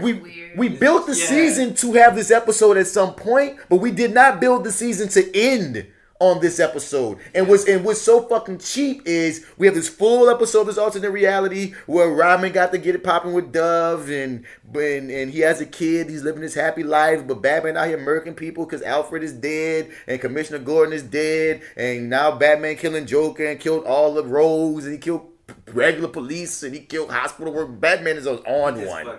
He's just on one. He snapped. It's gone crazy. And we got the devil nigga in the fucking reality because we found out at the end that his whole deal is he's trying to push Dick to the darkness. And if he snaps and kills someone and kills Batman, then he'll be the devil's minion. But we learned this after watching this whole episode of, this alternate universe and him, jumping in there from time to time so we know things are being altered. But it's like this tacked on thing, like the last 5 minutes of the episode where we learn how any of this shit plays into the overall story of the devil, Raven, and everybody else. And it goes to Raven being like, what's wrong with him? And now he's all deep because spoiler alert, he kills Batman, of course, because he gives into his darkness because Batman kills everybody. I mean, Batman kills everybody.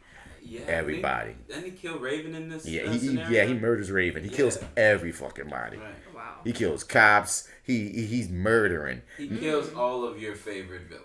We never see him without the mask. He's just, and the thing is, they play him like almost a demon. We speak in demons. They play him like a force of nature. Mm-hmm. Just some of the fucking effects look weird. And I was right. They were awful. The shadow and. But it was the exact same thing that we saw, and it still looked terrible. Yeah, the Batman versus Superman shadow, Ben Affleck shadow with the Michael Keaton fucking Batman suit. Superimposed. What the hell is going on? I enjoyed him killing all them people though. That scene where he killed all of Dick's squad or whatever, the police that he worked with, because Dick went to the police officers and told them Bruce Wayne's Batman, and he said he's got to lead the attack force, and the attack force, Batman murdered all of them so serious.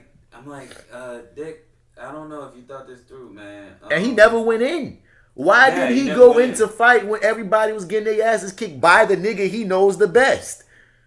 If anybody should be rolling up in there while everybody getting murked, why didn't Robin sitting in the van tripping out with a loudspeaker? We're coming for you, Batman. What the? Yeah.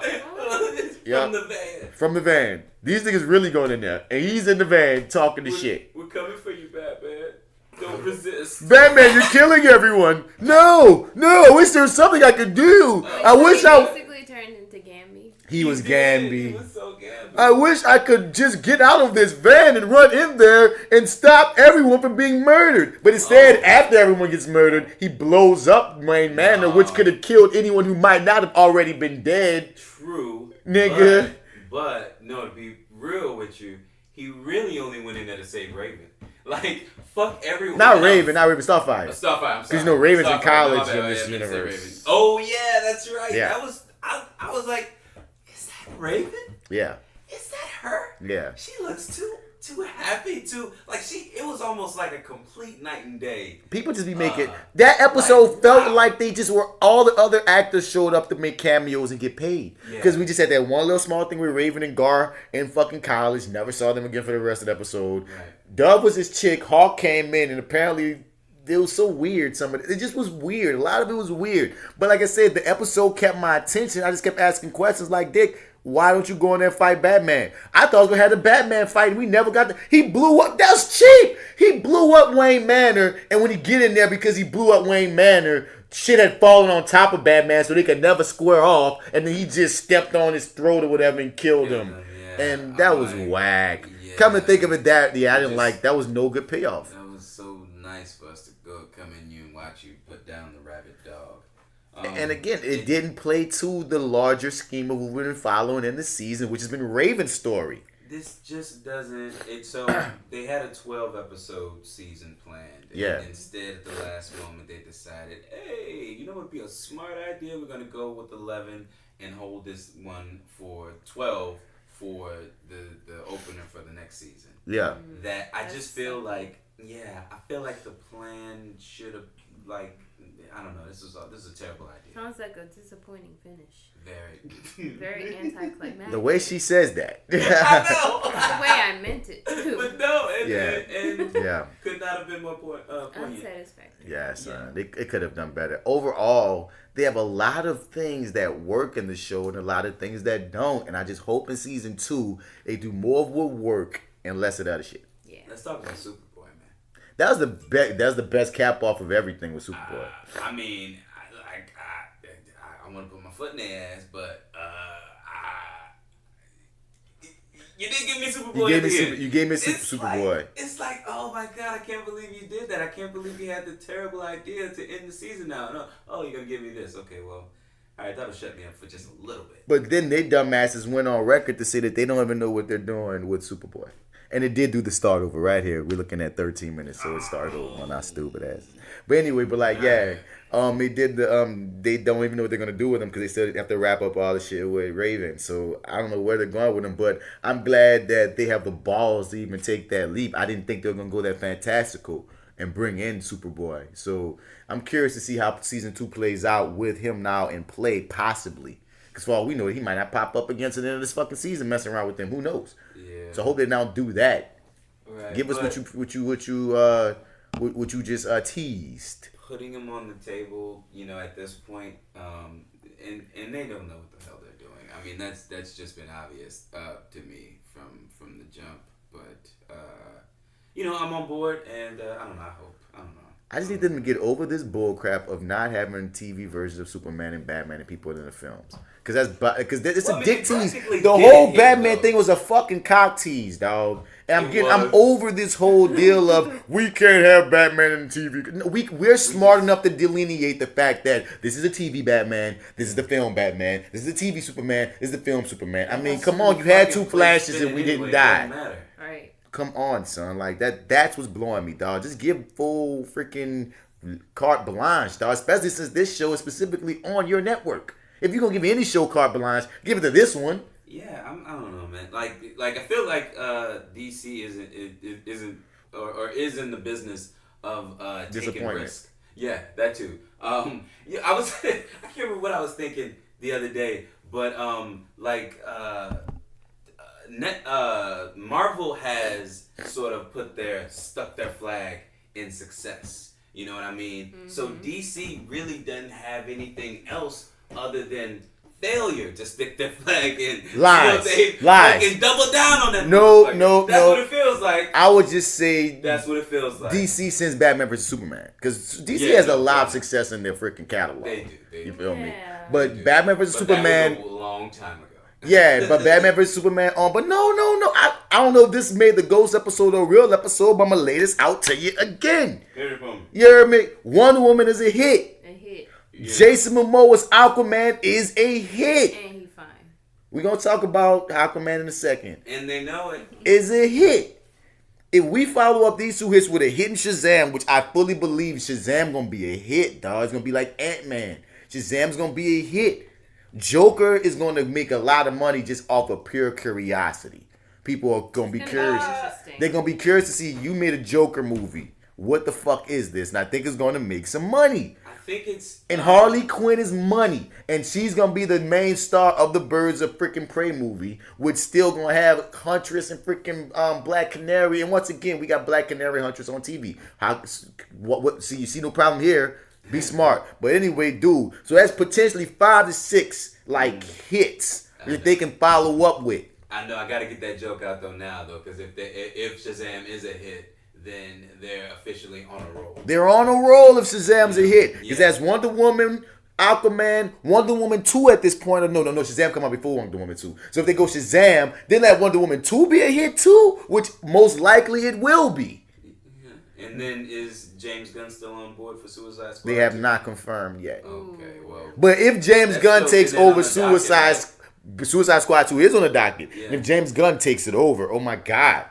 So, dog, DC got to fight again in them. Well, it's just with these eclectic ass brands and none of their main shit besides Wonder Woman and Aquaman. You know, if they can double down on it, because, like, to sort of figure out also what's going to be your Superman, Batman situation moving forward, like, that's a huge question right now. It's up in the air. Well, not Batman as much. Not Batman as much? Matt Reeves, the director of all the Planet of the Apes recent successful films, is taking over Batman. He's the director of Batman, but he's still working on a script. We're going to get, right?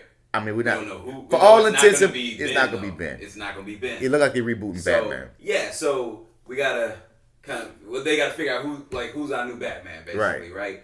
And then, but Batman sells itself. Batman does sell itself, but you still gotta.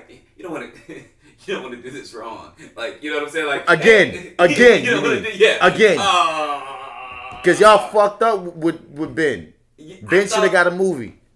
Oh, okay, fair enough. Okay, that's what we're saying. Okay, cool. Dude, you do not bring in Batman, a whole new Batman, and have his first story, him trying to kill Superman. Doesn't like Ben. Even though she hates Ben, it's still logic to go, dude. He should have got his own movie if you're going to bring him in. Nope, he's gone. And all is right with the world. The space He's gone now. I'm just saying, dog. Y'all trying to run after Marvel, and y'all shot yourselves in the foot, but you have a new chance now. You have another chance. You're branding yourself as the sort of eclectic brand. Like we don't have a set build to this shit. Y'all we just making make movies. Some dope ass movies. You know what I'm saying? Go with us. Well, they're kind of together, but you know what? Fuck it. Don't worry about it. Just kind of come to the movies and come see our shit. Right. You know what I mean? Right. Like some of the shit will connect, Uh-huh. and some of it will be its own thing. Yeah. You know what I mean? It's like that's just sort of the world that they're building. That's sort of the brand that they have. That can work. That's if like I said, man, if Shazam's a hit, Shazam's gonna be a hit, dog. I'm telling you. That suit, man. Don't matter. It's gonna be a hit. Okay. I think it's gonna be a really good movie. I think it will too. I'm hoping because was it Zachary Levi? Yep. Yeah, I like him, and so I'm hoping I can just kind of get past this. But I just feel like they put this man through all this workout regimen, and now they got him in this puffy ass, goofy looking suit, and it's just I don't know. Man. But it's a comedy, dog. That's the only thing where it got working for it. Did you watch that Gotham thing I sent you? Yeah, I did, man. Let me show it to you. Didn't I write you back? You didn't write me back about it. Okay, I probably did. Okay, yeah, because I was on the fence about whether or not to send it because I was like, he sent me this. He seems like he's enthusiastic about it, and I'm kind of like, and I wanted to write you back. Well, here's what I was thinking. What I felt was. Let's get to the trailer. I'm gonna show J.Steel this trailer Okay. of how crazy Gotham about to look in the next season. Gotham is already crazy. So that's what's trippy. So peep this out. Gotham is already retarded. That should Peep it out. It's a crazy show. Of theirs. Gotham's already The show is like a giant drug trip. Yeah. Basically. Losing your parents that night, Bruce. The wound still hasn't healed. I know how you feel right now. And I promise you, however dark and scary the world might be right now, there is light. Jeremiah said all it takes is one bad day to drive a person insane. The day is not over yet. You are as I used to be, at war with your true nature. How many bombs are there? Where are they?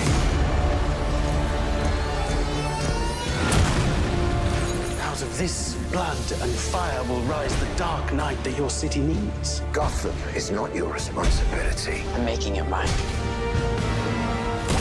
You took away the one person I loved, so I took away the one person you loved. Oh. Sooner or later, you were just gonna kill me. It's just what you do. Penguin said fix him. All right, B.D. Wong in this show, he plays Hugo Strange. Dr. Hugo Strange in the comics is this fire-ass villain character who, like, knows who Batman is and obsessed with him, like, straight up. Like, in the comics, he off the dump. He deduces that shit. He like, oh, fascinating-ass nigga is Bruce Wayne. You heard me? Like, boom, boom, boom. B.D. Wong plays this character. But in the show, a lot of times, he's the reason for a lot of villains to be who they are because of some random shit that I didn't watch in season 2, whatever. But in the last season, Riddler and Dr. Leslie... or whatnot. Like I said, they just random ass romance. Like she had a fling with Jim Gordon, Commissioner. He ain't commissioner yet, That didn't work out. Some reason she started just breaking bad because she became like, she wanted to hold it down for all the poor people in Gotham in this like hood. And she like looked after them. So she kind of became like the queen of that hood. But to keep it going, she had to go bad, like do some nefarious shit to keep her people good. So that's what got her in bed with Riddler. But then it became this weird romance that made no fucking sense to me, like at all. You know what I mean? So they killed each other on some random shit, but then B.D. Wong is known for bringing motherfuckers back from the dead. That's why they showing these niggas on this play, because you wondering, you know what I mean, what he gonna do, because he brings you back, but you come back weird.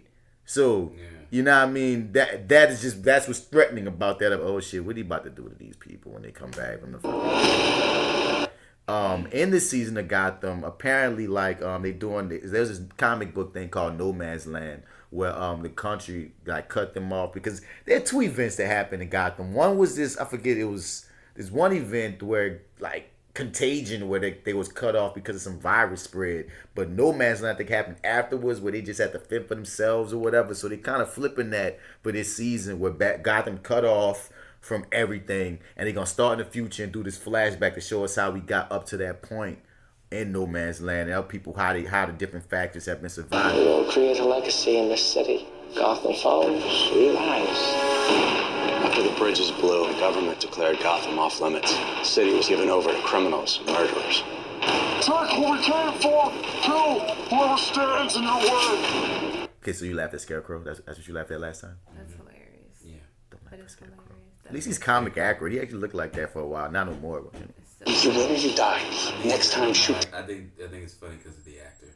Probably. Yeah. But he's been playing young Scarecrow. Because remember, apparently all the villains hit while Batman's still 12. Anyway. Kill. We are surrounded by hostile forces. Now, what you saw at the lit up faces, there's this comic, The Dark Knight Returns, like this in the future. And there's these gangs called the Mutants that pop up in the far future. Like when Batman's like 60 or some shit. Why they're here now, who knows? But that's what they're using because Gotham don't give a fuck, and they just say if it's in the comic ever, it happened before Bruce Wayne's Batman. Because everything happens in this show before Bruce Wayne's Batman.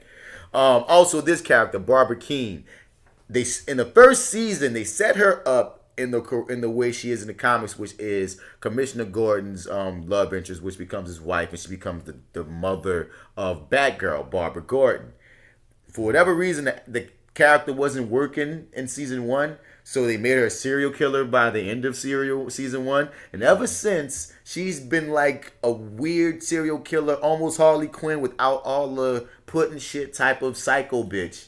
And honestly, the character works, but it just fucks with me every time I watch this show because she's supposed to be Barbara Gordon's mom. So are they going to get her back with James Gordon? How? She's been this psycho crazy bitch murderer kingpin type. For a while. She's going to turn into the housewife? I don't know. Getting it out of system. But I'm just giving y'all a backdrop when y'all watching this trailer so you know why it's dramatic when you see these two on screen together because it's random, the roller coaster that they took her character on. Mama gotta have a I'm just trying to keep this. Mama gotta have a life too. From falling apart. You're too late. As long as we survive, hope survives. That's worth fighting for. I know you're upset about Butch. Shut up and die. Oh, hey guys, what's up? You left the army. He's gonna be Bane. I don't know how they're gonna explain this, but that's the guy that will be Bane. Who is that? I forgot this actor's name. Shane West? That's Shane West. That's who it is. It's Shane West. Holy shit. Yeah. Life has happened to him. Damn, man. Now it's seeming like he's going to be like a long time ago, baby. Is that who that is? Yeah. What? I'm I sorry, know, proceed. right? But now she about to look him up. What's that movie? Now in the comics we know Bane, like he grew up since childhood in the freaking worst freaking prison ever because his mom was pregnant with him and his mom was serving time for some shit that his pa did. And this is the Bane background, some shit that his pa did. And in this country, you gotta serve the time or whatever's crazy. So he wound up growing up in prison in the darkness and teaching himself to become this crazy genius, and over time you always heard the legend of Gotham and the Batman, and how Batman was the baddest motherfucker on the planet. So that's what made him want to study Batman and come to Gotham and shit. And he's like, so he comes to Gotham and he lay low. He just watched Batman for like months, just doing shit, just plotting and shit. Like that's one thing. Like that's one thing that I say Dark Knight Rises got right. He is this tactician, like, smart nigga, you know what I'm saying? And like, so what he does is he's like, you know what I'm gonna do? I'm about to break down Batman. Fuck this shit, I'm gonna wear him out. He blows up Arkham Asylum. He lets all the villains go, and so Batman can spend the next few months tiring himself out, going crazy, catching all these niggas and shit. He deduces, damn, all these millionaires and billionaires, you gotta be rich to be Batman. How many billionaires are in this city? Oh, there's this many? Let's see their bills. No, this one's fat, this one's old, this one's like, he just deduced, oh, it gotta be Bruce Wayne or this other nigga. Where does the Batmobile disappear? Oh, this is what Bruce Wayne be living. Ha ha. Like, he deduced Batman's whole identity, came up with this whole plan,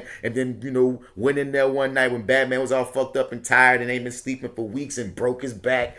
You know what I mean? That's what Bane's biggest, you know, herald is. Just like on Dark Knight Rises, he broke the back. You know, Batman was out of commission for a long time. Batman had to find another person to be Batman. It was a big thing. Bane was that nigga. So when I look at this nigga who look like he's about to be military ops, and he's coming in, I guess, to help the city because, like, some shit goes down or whatever.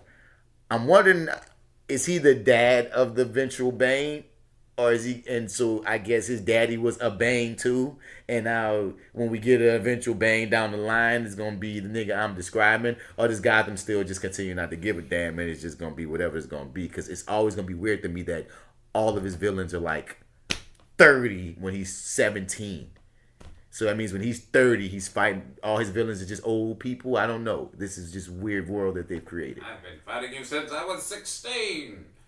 I'm Mr. Braum because of you, Bane. I don't know. It's just, I mean, I'm so checked out, dude. Boy, this city, it grows on you. I saw the little spot of Commissioner Gordon with crazy ass Barber right here. So once again, if you've been watching Gotham all this time, if those two really about to get it popping or fuck or whatever, dog, Gotham, you're just ignorant. Can it really get much worse? You know what? You're right. You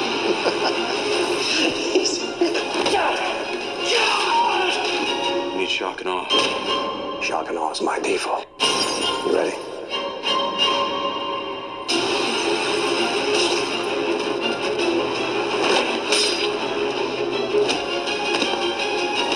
Let's dig. There's your favorite guy, man. There's young Bruce. Young Bruce. That was Bruce Wayne. You saw Bruce Wayne? Why did he look like Neo from Matrix? like what is going on? The emaciated. He mad because he feel like his bad need to be bigger. He's tiny. He is very tiny. Like little baby Neo. But he's like 17. Like, in this saying, like, he's knocking people out. I'm like, man, I don't know what level of chi you're used. I don't know, man.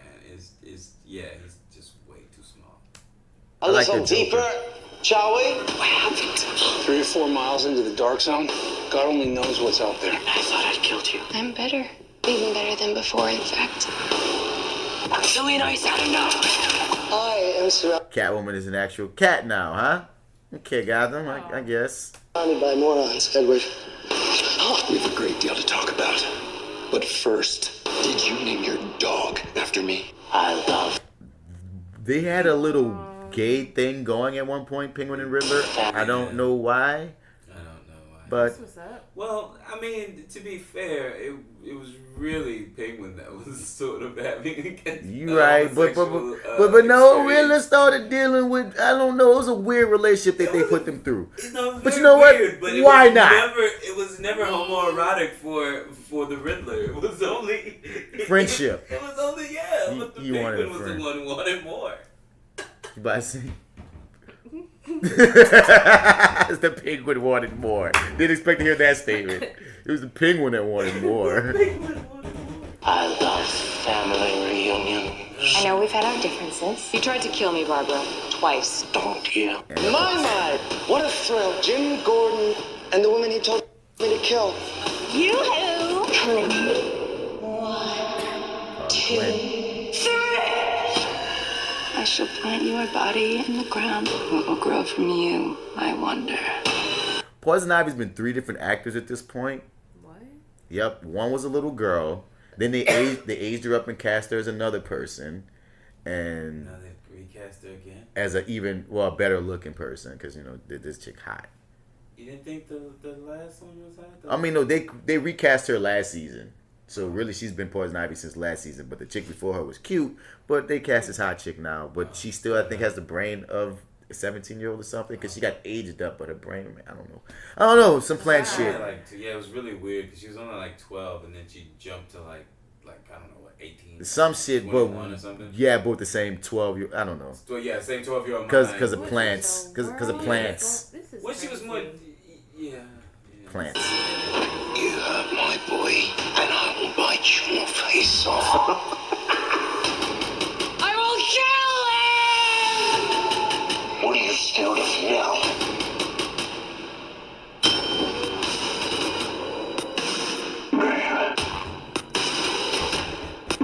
I want to be the star of the show. You don't have to do this. This is all for you, Bruce. This ends tonight. No, Bruce. Now it begins. Do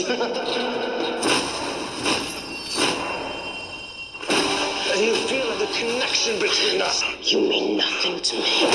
Today's the big day. This is not how I wanted things to go. What are you doing to me? Here he comes, Gotham. Your most hated son. Have at him. Rip him to shreds. What the hell do we do now? Follow my command. See, apparently at some point, Bane takes over and it becomes like Gotham versus Bane and his folk is what I found out. So when you see Commissioner Gordon with Riddler and Penguin and all them together, that's what they squatting up on or whatever. For Gotham.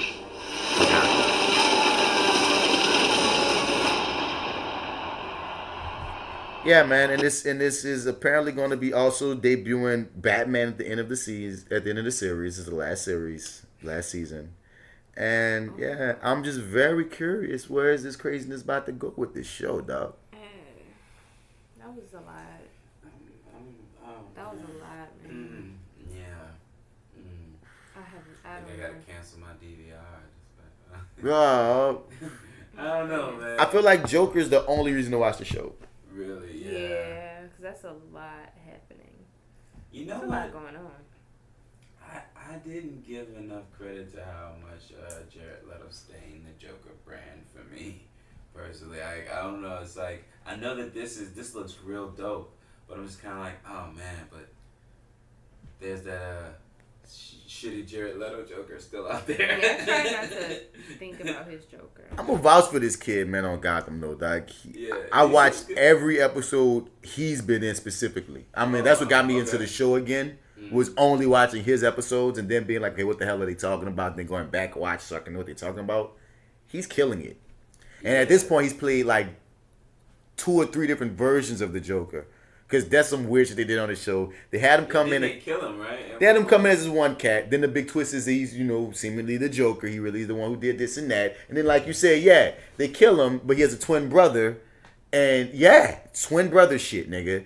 And this same actor has to play the twin brother as an entirely different person, and he does. But the twin brother also goes crazy because of something like that the twin left him on some other shit. It was how they played it, even though it sounds ridiculous, still was interesting because that dude's acting. Like, he sold all this nonsense. You know what I'm saying? I can't lie. He sold all of it. Like, if I only could just pick, okay, what episodes is he gonna be on?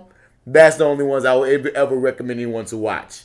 Any episode that says Jeremiah, or one of them is Jeremiah and one of them is something else. I forget. Jerome. Any episode that has Jerome and Jeremiah, basically the kid from Shameless. I never watched Shameless, but he's, a big deal on Shameless. Watch only his shit and you good. But let's talk some Into the Spider-Verse, bruh. Oh yeah. Oh yeah. Into the Spider-Verse. Gotta be my favorite goddamn animated film. That was my favorite. I'm trying to think. No. Was Black Panther this year? Yep. Oh. Was it this year? They had this meme up that said, imagine being a black kid right now where you start the year off in February with Black Panther and you end that bitch with Miles Morales. Wow. Okay then. Well. That was this year, but I was going to say this was one of my favorite movies, period, of 2018. Because it came out in 2018. Yeah. I second that. Yeah. This was a really, really good movie. And honestly, before I saw it, I really wasn't like I wasn't super excited about it at all. Me either. I wasn't. I felt like this is, I don't know, from seeing the little snippet that we saw at the end of Venom, I was just kind of like, I don't know about this. I think it's going to be kind of cheesy. Looks kind of, It's an amazing movie. And I want to go see it again. And I've seen it twice. It was really good. It was really, really good. I was super, like, I don't know, man. I didn't know what to think. But it's like sitting in there. I don't know. I've only seen it once, but it's still with me. Like I still have the images. Like I still have the like the animation, like that. Like I've gone back and watched like the trailers and highlight clips and stuff just to sort of like remind myself and just to kind of relive it for a second. I remember like had to come home and play Spider-Man. Had to go swing around the city after watching that movie, man. It just, it was. I did the same thing. I did the same thing. I did it in my mind. Yeah. But yeah, no, I second you though. In the Ghost episode that won't be heard, it's just it was one of those things where it's like it was my favorite animated film, but it was also just elevated to a whole nother level where it was just like, well, maybe it's just my favorite film, or maybe I should expand how I look at it, but. I definitely enjoyed it. This was my first introduction into my first time meeting Miles Morales, because I'd heard of him. So that was one thing that really made me go see this movie too, is because I wanted to see, Black Spider-Man. Right. And that was really interesting, and I feel like the animation in this movie was just so different and just so breathtaking, along with the storytelling. Like those two things together were really amazing. And I feel like as somebody who knew nothing about the Spider-Verse or Miles Morales, like they were able to fit a lot into that little bit of time, and it worked. I'm glad that this was Miles Morales' in a way coming out party, because he's in the Spider-Man game. On their cartoon Ultimate Spider-Man, he's like a sidekick type character that appears on there. So like if you're a kid, you kind of already know who Miles Morales is. But for the general public, for the people who died into this type shit, this was his coming out party. And Shamik Moore voicing them, the way he was written, everything about, like you said, the Black Spider-Man spray paint and shit. Like we talked about on the Ghost episode, which you're going to probably refer to a lot, because that's when we really just saw it. You know what I mean? Because it's different when you just saw that bitch, you know what I'm saying? Right. But I'm still, like I said, I have to think about how great it was, you know what I mean? Like, we're here because when they first announced Miles, when they first announced there's going to be a new Spider-Man, and the thing is, he was introducing the Ultimate Universe, you know what I mean? Not even the regular universe. But the creator, he has 2 black daughters that he adopted because he married this black chick or whatever, and he has white kids too, and he was like, man, Mike Bendis. Bendis, and his thing was, he wanted his kids to be able to see people of more diverse superheroes. You know, I think he also created Riri later, the Ironheart, the black Iron Man chick. But he created Miles, and at first, people, it was a hard role when you create a character to take up a legacy, and like he had some people that was hating, y'all just trying to be politically correct. Oh, he's trying to make a black, He was like, and he stuck to his guns. He wanted to make him, half Puerto Rican, half black. He has these 2 sides, you know what I mean? Mm-hmm. And I like even how they mixed it up in the film, where he had him talk to his moms in Spanish, and he talking his dad, voiced by Brian Tyree Henry, who was amazing presence so as the dad. And I just really love this movie, and I love the fact that it is a salute and a send up to all Spider-Man fans and fans of comics.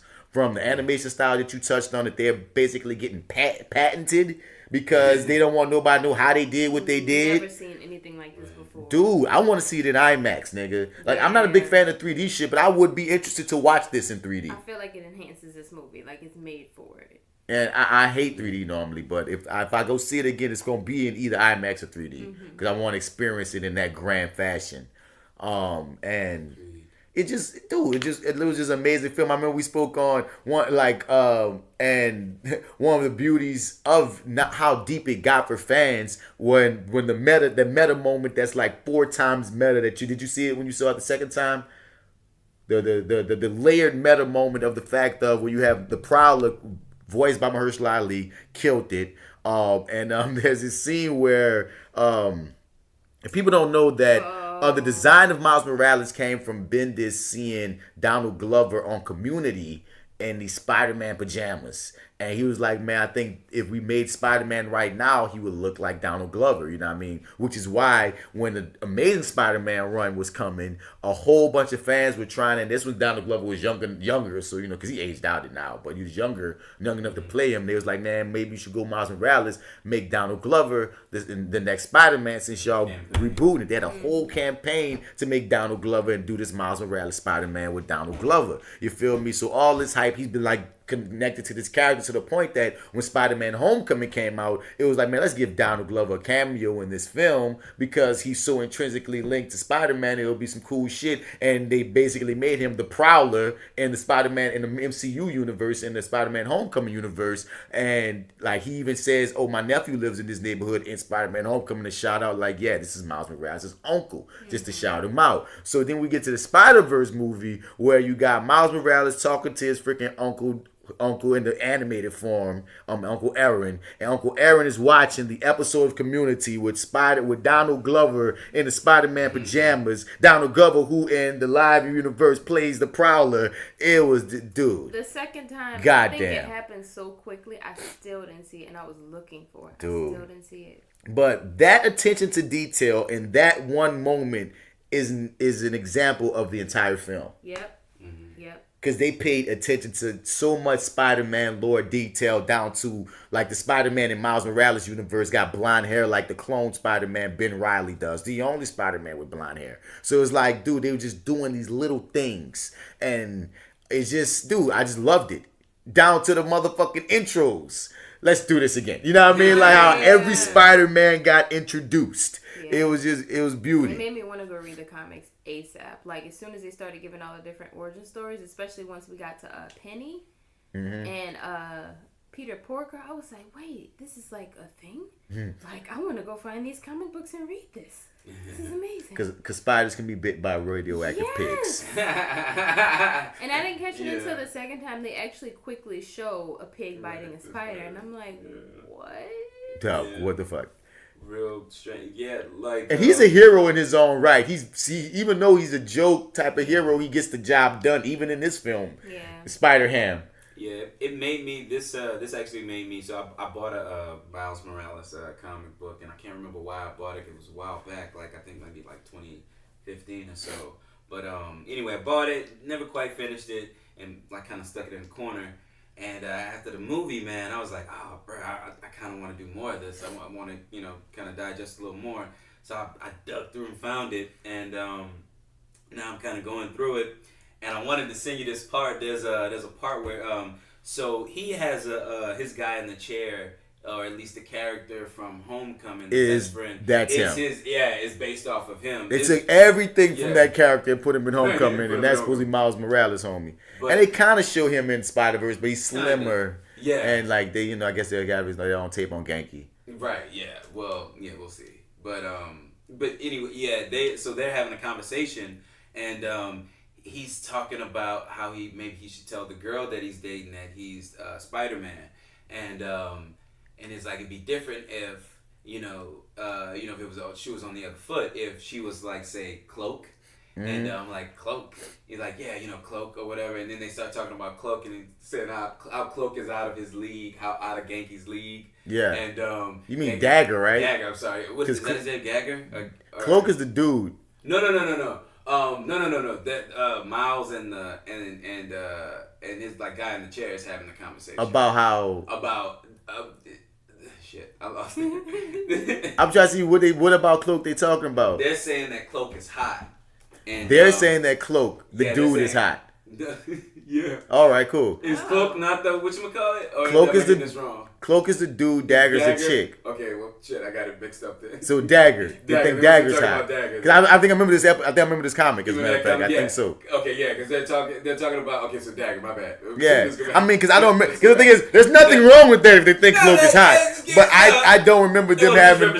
Yeah, I don't remember them having no moment talking about Cloak being hot. I was like, where did this happen? But go ahead. Fair enough. I messed that one up. Hi, Marty. Hi, Marty. Hi, Marty.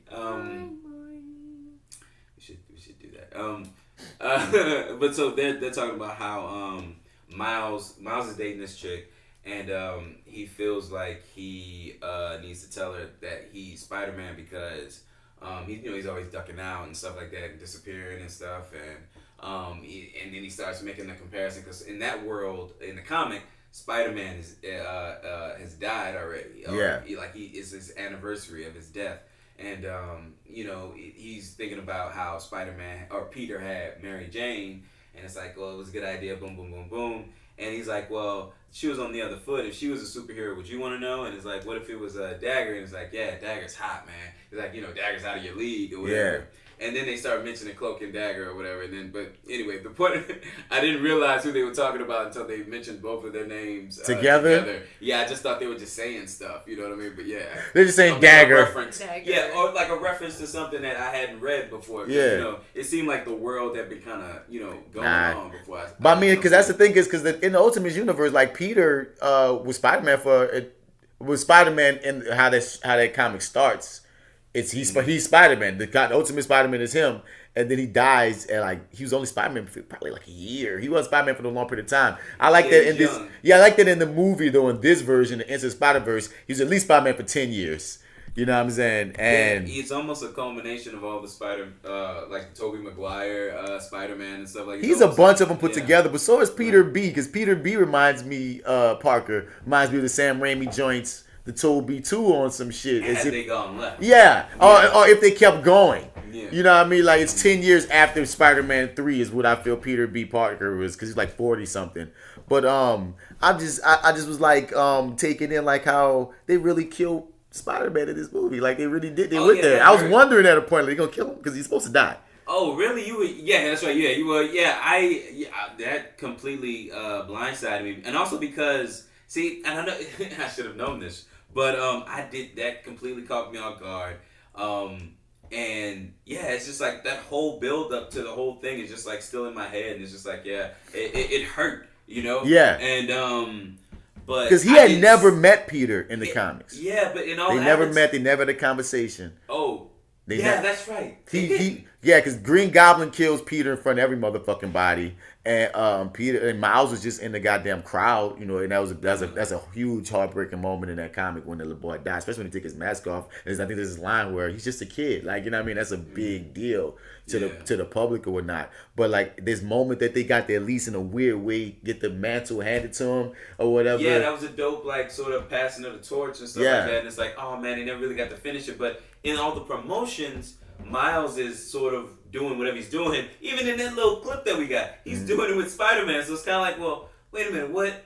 How is this happening? Is he not really dead? Yeah. And as it goes on, it's like, this is how it's supposed to happen. Yeah. But it completely caught me off guard. I mean, the way they set up the story, because in many ways, I dug, because they did a lot of changes to Miles' story, and I just want to take one moment for like how real it felt, how real Miles felt, how real his family felt, how he just seemed like this little black kid from New York. Like they really play up the fact that anyone can be Spider-Man. That's why that character is so freaking popular, because like Superman's a white guy, Batman's a white guy, Spider-Man can be you. You know what I mean? And when you play into that factor, you will make your money because everyone can put on the mask and pretend themselves swinging around. Right. So like that is one of the cruxes of why Miles Morales even exists on that pretense. So like just seeing how he fits in school, how he's in this new school he got there from this lottery because he passed his test, and you know what I mean. And I like his whole dynamic with his dad to him, say I love you, and just everything about Miles just felt like he's not a nerd, but he's not cool. You know what I mean? But he is cool. You know what I mean? But he's awkward. It's like this perfect time to catch a kid. Because if Spider-Man was originally like the metaphor of puberty, if that was the metaphor for him originally when you talk about him being a teen when he first get his powers in all regards, like they present him as a nerd in the old school with Peter Parker. I like with Miles they present him as more. he's smart, but it's more, this is awkward time in my life, and now it's made even more awkward because I have powers. So what do you do with this? And he had no training. At least in Spider-Verse, they established I love Peter B. Parker. I love his entire arc. I love the voice acting of Peter B. Parker. Like, I just... Johnson was like just perfect. Who knew? Who knew? Because wouldn't have been one of my favorite choices, but it's like I don't see anybody else as. It's just like that. It's pitch perfect. Shouts out to Chris Pine as the Peter Parker of Miles' universe, and his Christmas album song at the end of the movie. Shouts out, and it made me think, damn, a young Chris Pine would have been interesting. But I dug all the Spider-Man, like all the Spider-Man, because Spider-Gwen, this was her coming out party too. Yeah, she's getting her own movie, right? Let's come back to Spider-Gwen when J.Steel comes back, since let's talk Spider-Gwen with the girl. But I liked Nick Cage as Spider-Noir. Yeah, man. Oh man, everybody was pitch perfect. Everyone was pitch perfect. My favorite though. I can't lie to you. I love John Mulaney. Spider-Ham. Yeah, it was great. My favorite. Yeah, he killed it. So much. So like, yeah, he did. He was hilarious. And like everybody had the right tone. Nick Cage was this noir Batman ass Spider-Man. We got the anime with Penny, and maybe look up a little bit more. Check out a lot of that. This movie I found out after the fact, and I'm gonna read this comic. Is this? I think they just wrapped it up, called Spider-Geddon. And in Spider-Geddon is trippy.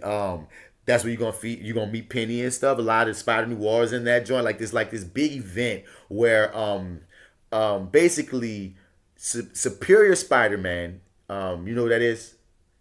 Because there's this comic book run, and I never read the whole thing. I read some of it, where Otto Octavius, Doc Ock, he takes over Peter Parker's body, and he feels like he can be a better Spider-Man than Peter. So he takes over Peter's body, and he becomes Spider-Man for like a year or so, for a minute. And he fucks up Peter's life in a bunch of ways, but he also kind of grows as a person by being Spider-Man, because he learns, like, damn, like, you be having to, it's buku shit that you had to... Yeah, I feel like I haven't read, but I've watched a couple, like, behind the... or I guess, what do you call them? Those YouTube videos where they sort of break down a comic series. Or series. Like I've watched a couple of those. Like, some of this is sounding familiar, but I feel like I know I remember a little bit more of what happens later on.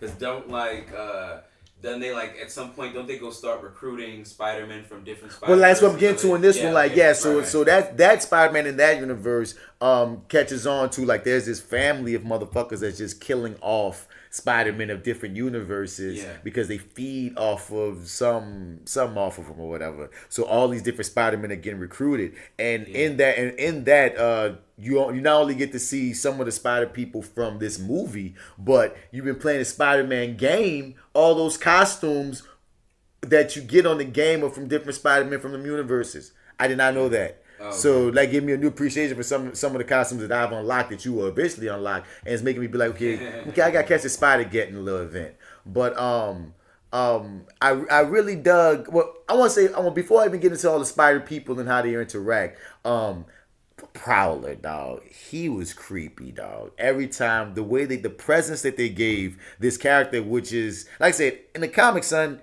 he is a fucked up person. Like, he doesn't have his redeeming. He becomes Uncle Ben of this universe for Miles, and in many ways, like, when he finds out, especially when he finds out it's Miles, it's like, nigga, he's like, oh no, this is my nephew, and that's when Kingpin kill him and shit. But like, before he's unmasked as Aaron, for people who didn't know he's gonna be Uncle Aaron, every time this character appears on the screen, I'm like, shit, who dying?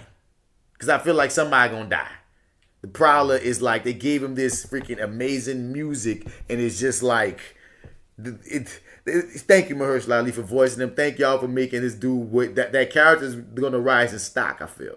Oh yeah, definitely. I dug his scenes with Miles when they were like sitting kicking it. Yeah, kicking it. Like hey. I dug that. Hey. You lean in, put your hand on the shoulder, you say, hey. And he's like, "Come on, man, you're my nephew." And then he takes him to that spot where he does that. The tagging.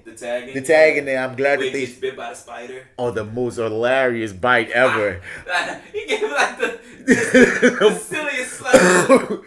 with the face of he was so unbothered, dog. It's like usually you're so used to all these different versions of Peter Parker getting bit. It's just like whatever. He's like a puny spider. And in the comics, like his uncle is very intrinsic into why he gets bitten because his uncle is this thief and he robs one of Norman Osborn's labs, and one of the spiders gets in his clothes or something when he robs the lab. So when his nephew come to visit him, he gets bit by this spider that he contracted from being there. So like that it was still interesting to me that he was kicking it with his uncle, but it still was very random where the spider came from. Right, yeah. That's that element of it could have been anyone. Dude, they really play up it could have been anyone with that, because it really could have been anyone with that spider just bite him. But I love that he was a tagger. Once again, it ups his cool factor. Yeah, definitely. I mean, and it's a great payoff with the suit in the end. Oh yeah, I know. Right. I like how they come to that. I didn't really get much of an explanation for the suit in the comic, but there's none like that. Oh, there's none really. I mean, like he doesn't tag his suit. Well, like at least how he came to the opposite Spider-Man sort of colors. You know what I mean? I forget. I gotta go back and read it, dog. But I just love that in this film. It's so hip hop. It was really like on some black shit. This hours Spider-Man. He tagged the suit. You know what I mean? His symbol is still dripping. You know what I mean? Like that is he's dripping. He got the sauce, baby. Like, come on, son. This is our Spider-Man, dog. And it's trippy how like even with his Peter Parker was advanced. Peter B didn't even know what to say or what to do when he went to the Spider Cave and he had the Spider Mobiles and all those different costumes. Which was still like nice little Easter eggs. But we paused on Spider-Gwen because we wanted to wait for you, man. Like, how you felt about her coming out party? Spider-Gwen was another one that was really awesome because I didn't know she existed. So to see that, what's her name? Gwen Stacy? Yep, Gwen Stacy. To see that Gwen Stacy, like, in one of the Spider-Man, Spider-Verses, became Spider-Woman was really dope because I didn't even know that was a thing. Right. And then to look into it a little further and realize, oh, this is like a whole comic book series. Like, this is really dope. So I really liked her character, and I really like how she was kind of like a savior in some ways to a lot of things that happened in the story. Yeah. Which was very progressive. So I rocks with her. I like Spider-Woman. And it was like she was right there in your face the whole time. Like how she was in the classroom. They even say she arrived weeks prior, and she'd been trying to figure it out on her own, just being in this whole different place. And Gwanda.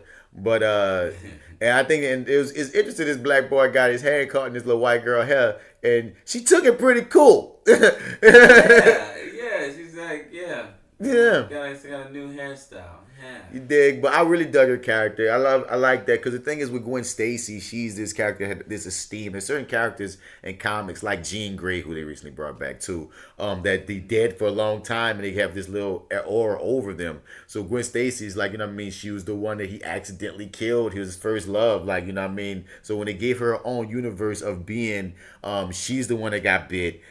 Peter felt inferior. And so he creates the lizard venom, the lizard potion. So he becomes a lizard, just trying to be special because Gwen got powers in that universe, and she winds up having to fight him, and he dies, and he becomes her Uncle Ben because he was her best friend, and he died trying to be this and then use it right. So a piece of me wonders like what must it felt like to be around this other Peter Parker. I wish we could have played into them feeling each other out just off the fact of like even in the Spider-Geddon thing, like Peter seeing Gwen fucks with him. Even if Spider-Gwen and Spider-Geddon, Peter Parker see her, he like, I don't care if you Spider-Woman in your universe. In my universe, I still feel like you the Gwen I let down. And it's the same on her in that comic book where it's like I still see my Peter that I didn't save.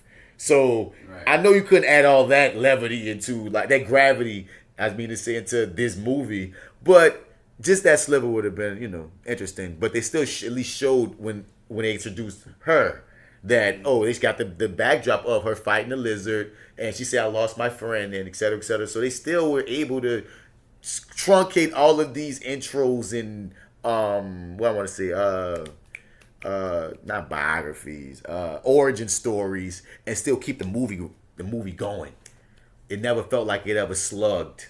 It just kept going. You feel me? So dug that. And we talk about women characters, dog. The female flip on Doc Ock. Yeah, that was also really awesome. I love that they made him her. Is that like a thing though, somewhere, or was it? Just I don't know of any other female Doc Ocks, but I can look that up at some point. But that was still, it was like genius how they played it. They hinted her when in the classroom they had. They was watching her talk about genetics and shit in Peter Parker in Miles Morales' class, but they had the teacher standing in front of her last name, so we wouldn't know that she was gonna be Octavius. And when she saw Peter B. Parker, she was like not fazed by Peter being alive. Yeah, she was excited, and I was like, okay, maybe she's just on some nerdy crap, blah blah blah blah blah. But nah, it went extremely left when she was like, oh, do you know how painful it is when you're what did she say? Your body's going to start to basically break down and decompose because you're in the wrong dimension. She was like, I can't wait to watch. I'm like, oh. Mm-hmm. Just off the fact, she's like, oh, it's Peter Parker, 10 years older. Must be from another dimension. Shit must. My machine worked. Like, no, okay, you smart lady. Because, like, we didn't even mention this out. Like, the reason what happened that's caused the issue is during that fight where Miles Morales' Peter Parker dies, she had, like, Kingpin is trying to, his family dies after finding out that he's a villain. And big up to Liev Schreiber. I like his take on Kingpin. They say it's the first Kingpin with a real New York accent. And that's funny because, yeah, he played. You think about it, nope, they never have him sounding like that previously.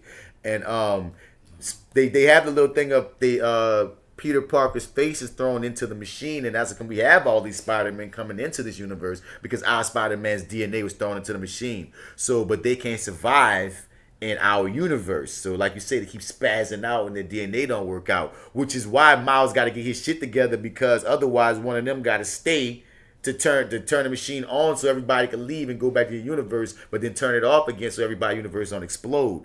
And I dug the entire arc of Miles and Spider-Man was Electric Spark. I love that scene where Peter B trying to talk him up to the squad so you can see, so to say that, oh yeah, he's he can do it, he can be Spider-Man, and he can't do it on command. Yeah. You feel oh me? man, he can go invisible. He can't do it on command. He can do it though. He could do it. And it was just a great coming of age tale. And they're talking about, making more. Spider-Gwen might get her own spin-off. They're doing I would love to see that. Doing Into the Spider-Verse 2. Even the ending credits had Miguel's 2099 Spider-Man. That was really cool. Yeah, that was a hilarious ending credit. We might bring him into the game. So I'm very, very, very excited to see where they go with this. Because Sony has 2 back-to-back Spider hits. Venom was a hit. Spider-Verse is a hit. They don't have to give these rights back. They're making money. Right. Yeah. Who knew? Who knew? Let's hope they can keep this run going, man. I mean, yeah. I'm looking forward to more. I would like if I could, or if they would, I'd like maybe just a Miles movie if possible. I mean, you mean live action or just more like this, just only him? Just only him. They could do it. Focused on just him. They could do it, but they talk about the next one gonna be like him and Gwen specifically. But I think because of the yeah, but they could do it. Yeah. I think they should. I think they will. I mean to say, right. But I'm curious to see how we're gonna get a live action Miles at some point. It just seems so natural. Through Sony or Disney? I don't know. Okay. Who knows where we're gonna land? Right. When it's all said and done with how everything's progressing, because like I said, everyone's projection was lending them to Marvel was basically giving it to Marvel because they weren't going to get any hits from that property. But then they got a hit from the property. Now they got a second hit from the property, which gives them more leverage in those negotiations when it comes to sharing Spider-Man. So who knows where those characters are going to land in the next 10 or 15. Because Tom Holland got a good 10 or 15 before, you even be thinking about bringing Miles in. But MCU, it's a funny way where we're going to go with it. But I'm just happy to see him getting that this was so successful. They're talking Oscar buzz already, like for Best Animated. And what's going to compete? All they can compete is Incredibles 2, and I dug this more. I definitely can. I didn't really dig Incredibles 2. Incredibles 2 was really good. There were a lot of people that kind of felt like it was meh. Yeah. Yeah, a lot of people did have a mad reaction. Right. Yeah, that's right. Like, don't get me, there was one moment that definitely stuck with me from Incredibles 2. Still from when Miss Incredible is in that. Oh hell, never mind. I can't describe it right now. But anyway, I think that it has probably, I don't know, I think it has a good chance. Because who knows really where the Oscars are gonna end up now. I mean, well, the animated fair came out that can compete besides Incredibles with this. I don't think anything's competing. You know what especially else with the new category? style. I don't know. I mean, they haven't released it yet. It's just a favorite. It's not. Gotcha. It's not official just yet. Yeah. Right. They haven't released the nominations, but yeah. True. Agreed. Yeah, man. So yeah. I was about to say I'll try to remember what other thing I want to say about this movie, but I mean, they just hit everything out the park, dog. It's my favorite Spider-Man movie. I think it's the best Spider-Man movie. If I was gonna rank the Spider-Man movies, it would be number one to me. Spider-Man. This would be. It would go if we ranking them. This would be number one. Spider-Man 2 would be number 2. Spider-Man 1 would be number 3. Amazing Spider-Man would be number 4. Amazing Spider-Man 2 would be number 5. And then last would be Spider-Man 3 because I hated that. Yep, that's where I would land my Spider-Mans. That works. Oh, wait, hold up. No, I'm sorry. I fucked it up. Okay, hold up. No. Into the Spider-Verse is number 1. Boom. Homecoming is number 2. Mm-hmm. Spider-Man 2 is number 3. Spider-Man 1 is number 4. Then Amazing Spider-Man 1. Then Amazing Spider-Man 2. Then Spider-Man 3. Yeah. Homecoming was great. Yeah, there we go. Mine is in that order, but switch Spider-Man 1 and 2. You like 1 more than 2. Mm-hmm. All right. Gotcha. Way Not a more. hater. Way more. To the Spider-Verse as my one. Was that Batman Marty? He's so high, ladies and gentlemen. He is. He's taller than Spider. It's my number 1 is Spider to the Spider-Verse. Number 1 Into the Spider-Verse. It's hard, man, because I really wanted to see it again, and I was so high on it. So I'm just gonna go off of those previous emotions. I'm sure they still stick. Into the Spider-Verse, number 1. Number 2, Spider-Man number 1, Tobey Maguire. Okay. Number 3, Spider-Man number 2. Number 4, Spider-Man number 3. You put 3 over the Amazing Spider-Man films. Yes. Oh, Lord. You're a sick person. You Continue. are a twisted human. Y'all like this Amazing Spider-Man? Spider-Man is awful. I dig Andrew over Toby, and I dig Amazing Spider-Man over Spider-Man 3. Now, if you want to make it's a fight for insignificance between Spider-Man 3 and Amazing Spider-Man 2. Those two, you can have those who fight all day. They both whatever to me. But so terrible. But Amazing Spider-Man 1 had promise, and then they just lost it all. And Amazing Spider-Man 2 for me. It did, but I don't know, man. I think that's not what sticks with me when I think about the Amazing Spider-Man franchise and sort of their legacy and what they left us in terms of that. I think of the Amazing Spider-Man 2, where it's just like, God damn, y'all crammed a lot of shit in here. That's Spider-Man 3. That is definitely Spider-Man 3, but I preferred that one just because of the goodwill that they earned with the other two. With the other two, yeah. So I'm willing to. It's a bias, most definitely. Because one your nigga.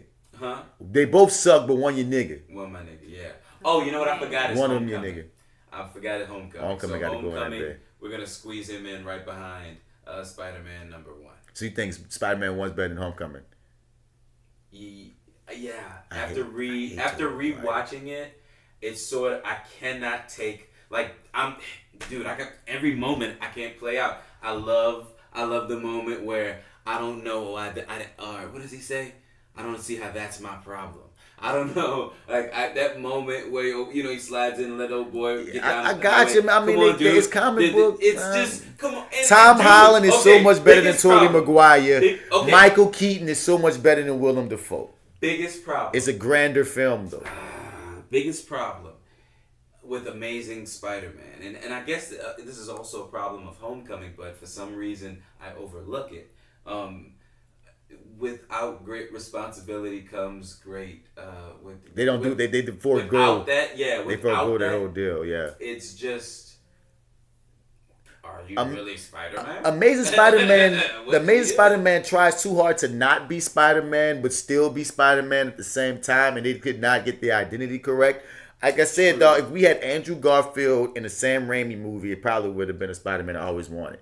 Because I feel like Andrew Garfield has in him to be a good Spider-Man. He just wasn't directed or didn't have the right writing or any of that to back him. Oh, no, you know what I'm saying? Nothing. You did, but he can give the puns that he can give the wisecracks that Tobey Maguire just eliminated from my entire Spider-Man experience because he has no comedic timing because he sucks. He's so awkward. But he's so awkward. But I mean, but that's one thing I will give that whole franchise. Even number 3 of the Sam Raimi films, they had their tone. They stuck to it. Yeah. Even in the third movie, the problem with the third movie is the studio jumped in and just pissed him off. made him do too much. That man wanted to just make a movie about Sandman. Sandman looked amazing. He looked amazing, honestly. Yeah. But yeah, having a force Venom in there and everything else was just too much. And then Gwen Stacy and his whack ass whatever. But yeah, that's Spider-Man, dog. So before we get out here for this episode, dog, I just want to touch on, nigga. You told me you liked Aquaman. I liked Aquaman. I love Aquaman. You loved Aquaman. I really enjoyed it. I'm so surprised I liked Aquaman. Why are you surprised? I was rooting for it, but I had every intention of being let down. Me too. Me as well. Yeah. Well, because it's just DC isn't really someone I bet on. I just kind of show up, and it's like you kind of get what you get, and in this regard, man, it just I wasn't completely shocked, but I can just call it pleasantly surprised. You know what I mean? But yeah, I was always rooting. I dug, like going back and just sort of rethinking everything. I always dug Aquaman. I dig Bro. They got a lot of white people that hate this version of Aquaman, like Bro. Yeah. I don't give a fuck. I dig Jason Momoa's take on Aquaman. I love that he's Samoan. I love the heritage that he brings to it as well.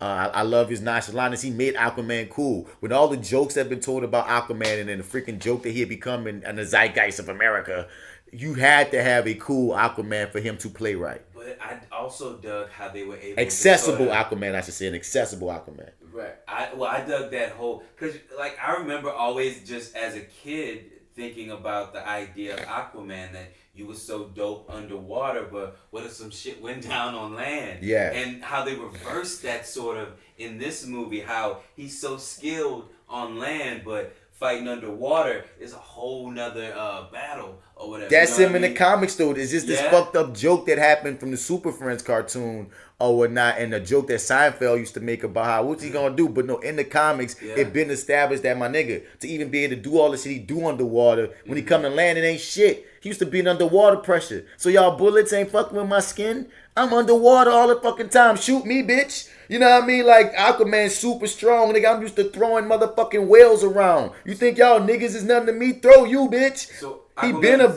always been bulletproof, like even without his like suit. Dog, the thing is, dog, at one point in the comics, the problem with Aquaman is, dog, he had so many origin stories, like Batman, Superman, Spider-Man. They kind of keep the origins the same and shit. You know what I mean? Right. Aquaman has so many different origin stories. It's crazy. So it's like at one point, this one writer in particular wanted to make Aquaman have some type of more peril. So then that writer established he needs water when he's on land or he gonna have an issue. It wasn't known in none of these other comics for a long time. This one writer even wrote it out only for another nigga to bring it back at one point. So that played into the joke of he need water. But for most all intents and purposes, nigga, like y'all land ain't shit to me, nigga. I'm up here, whatever. I'm underwater. I'm that nigga. You feel me? So also too, he's not sort of billed as as someone who is of both land and of ocean. Like depends on what story. Yeah, I guess so. Certain stories, certain stories know what this fucking character. But like just in general, the joke is or at least I don't know. I never really even thought about sort of what Aquaman's origins were until fairly recently. Until we've gotten into this whole rebirth and everything of him in the movies. So I didn't really have a lot of that, and a lot of it just isn't in the forefront of everyone's mind. Yeah, you don't, and that's one thing. It was a good opportunity, Yeah, that's one thing they could play to their favor. The fact that there are no set ideas necessarily aside from he's the underwater nigga, and that. I think that helped. That played to Jason Momoa's strengths because once again, it wasn't a perfect movie. It just was fun. It was one of those. It just was fun. It's swashbuckling, Indiana Jones. You know what I mean? We got to get this. We got to get that. I just dug it. Like, I'm watching it. I'm like, okay, I can see how a critic could have this problem and that problem and this problem and that problem. Yeah. But I'm like, man, look, I'm riding the wave. I'm charmed by Jason. I'm digging Louisiana, New Orleans, born Black Manta. I'm like, you know what I mean? Oh, is he? Well, he was born in New Orleans. He moved from here like when he was like 12 or some shit. He was like in like the NOLA, like even Jackson shit. And then like when he was like 12, he moved to Cali. So he grew up from like 13 on up in Cali. So, but I still like, nigga, I could have tell from the get down you had some New Orleans in you. Some of your dance moves, some of your vibes a little too in no, bro. I should have synced it. I should have synced it. But I dug his Black Manta. I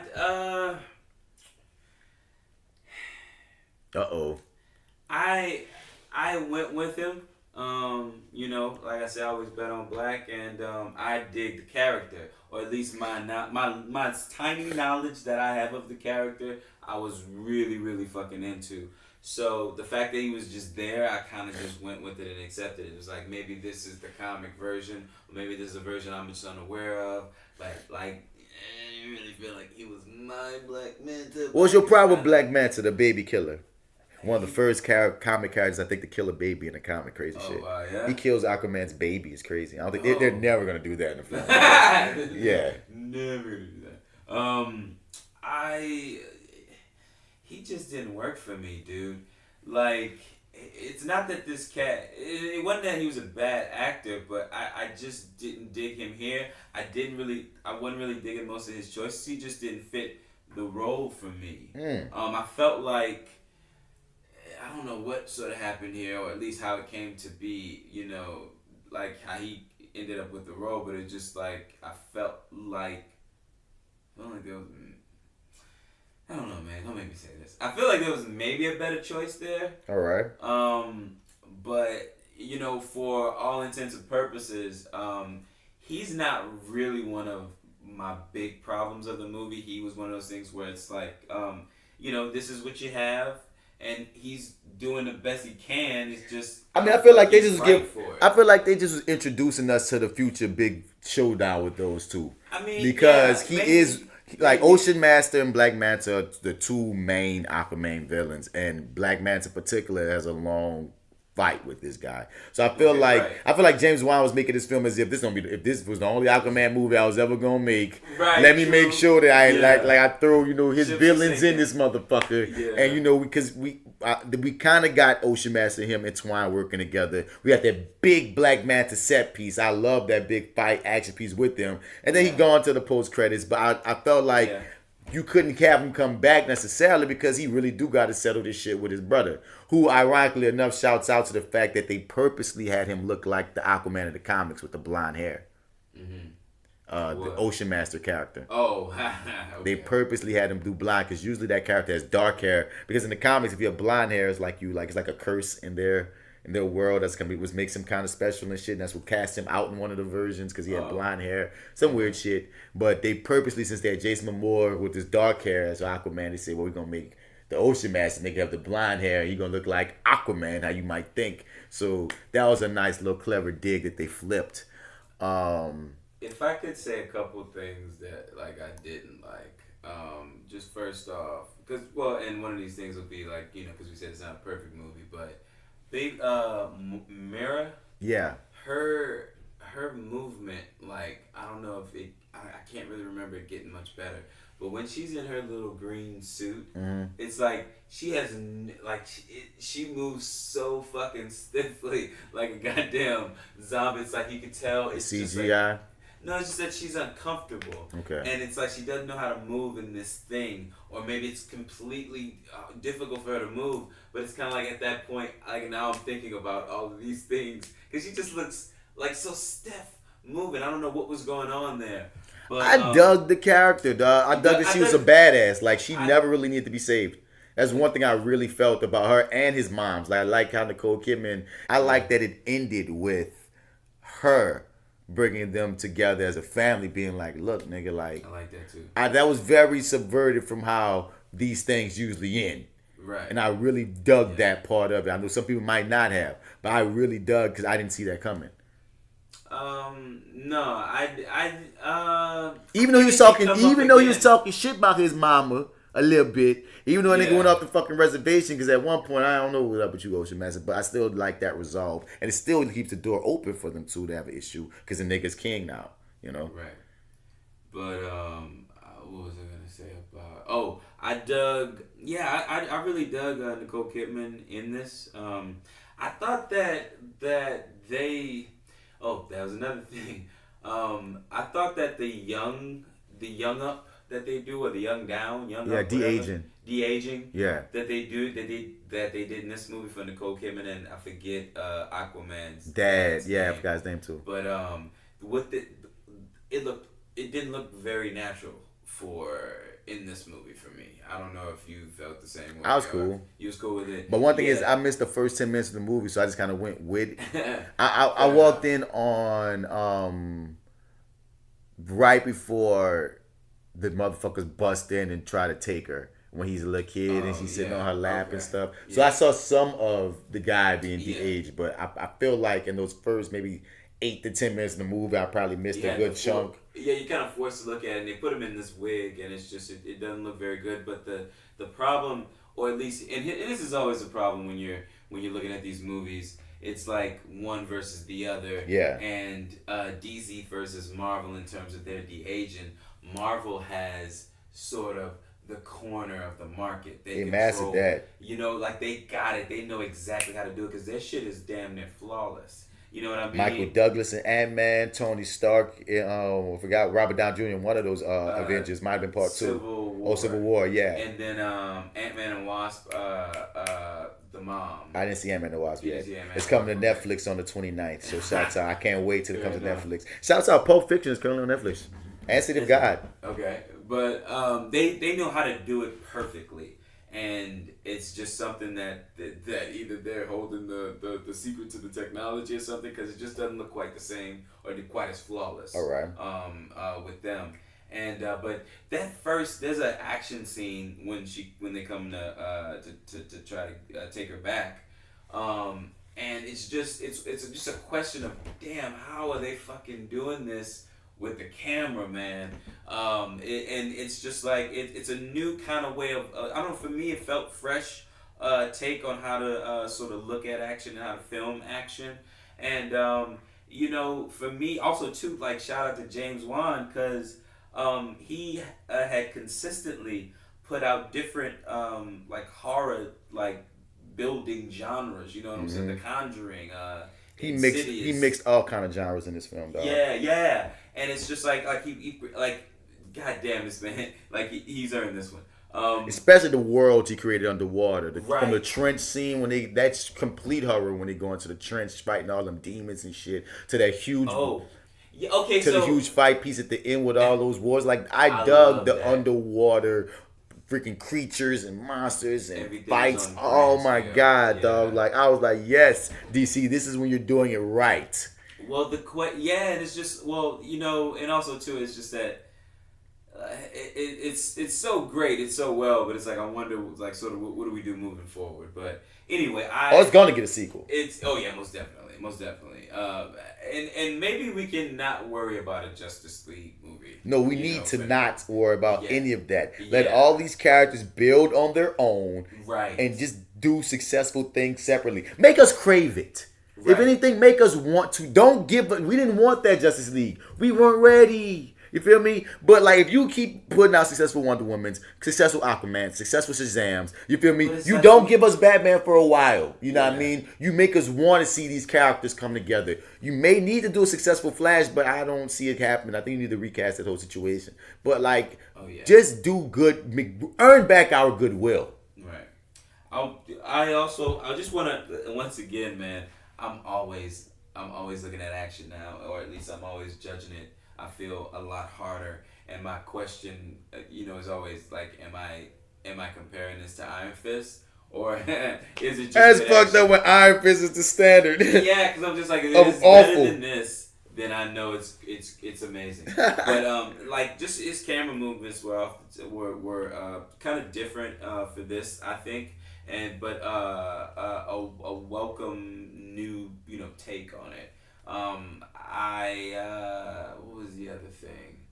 Oh, Aquaman was never in any true danger at any point. When that first fight with his brother, he was getting his ass whooped. He was getting his ass whooped, but we knew somebody was gonna step in and save him. I mean, by superhero films, dog, because Black Manta gave him that work. Black Manta gave him more of that work than his brother in the end. But they build up, so Black Manta gives him that work, but they build up that whole Black Manta thing. They show us, they show this whole him breaking down the suit and shit, and building his own shit, then sprays painting it and all this other shit, and his presence was in the suit. In the suit, yeah. I mean, you really can't go wrong in the suit, man. But we see the damage that now this new helmet that he's building can do. Yeah. And it's like, oh shit, this is gonna be bad. We don't want to see him get hit with this, and he does get hit with it. And then it's like, oh man, he's still alive. He's not dead. But he's getting fucked up. But he's getting fucked up. So it's like another one of those hits may be deadly. That's what I'm saying. That was some danger. Nah, it didn't. No, I'm gonna give him danger. I'm gonna give him that. He never had a chance of getting hit again. He knew it. I'm gonna give him that. I'll rock with it. I'll rock with that part. I'm trying to think. I don't know, dog. It's even when he goes to get the trident at the very end. I mean, I knew that wasn't gonna be no issue. Well, it wasn't. Yeah. And also too, I love because then the movie was spoiled when you see him in the amazing looking costume.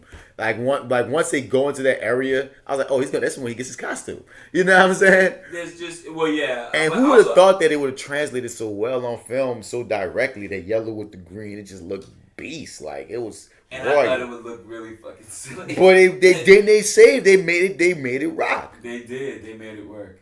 You dig? Well, J.Steel, you came back. Well, we about to close up, but what you got to say about Aquaman before we get about you? Aquaman for me was revolutionary because anytime you could be in a theater or somewhere and have Jason Momoa on screen for over 2 hours is just an act of God.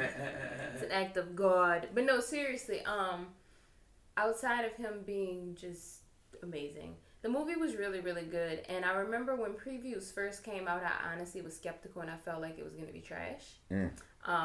My concern was, I was like, it seems like it's going to be overly like cheesy CGI, too much. The story just seemed kind of flimsy. And then it was coming off the heels of getting the Aquaman that we got in Justice League, which was kind of like, oh, he's in the corner looking cute. He throws out a low line and he's gone. But that whole movie had so many things going on that I now realized that, I'm not going to hold that against him. So thinking about all that when the movie first came out and I heard how well it was doing, I was like, oh, okay. This is interesting. And going to see the movie, I was pleasantly surprised. It was freaking epic. Like, it felt epic. I give them that. It had a little prestige about it. I was also intrigued and kind of concerned at a point in the movie, but then it was relieved when they didn't really, like, I'm so used to the linear superhero story of, okay, this is how he's born and now he's a teen and then something happens to change the course of everything and then he grows up. But they sort of went back and forth. Like, they gave us the whole story of his mom and his dad meeting, which was really interesting, by the way. I never knew that about Aquaman. I never knew that he was a half and halfer. There's been many different origin stories. Okay. Yeah, so that was interesting to me. This is the one he decided to go with. The demigod. This is the one he decided to go with. Yeah. There have been times where he had just rock Little with it. Water Hercules. Water Hercules. So all of that happened, and then we sort of get into him older. And I really was sort of taken aback when in the first 30 minutes, we have him and who was gonna be Black Manta fighting. I'm like, this is happening now? Like, and he's like, oh, I've heard about you. And I'm like, wait, y'all, what is happening? And he said, but your Paul gonna die. Yeah.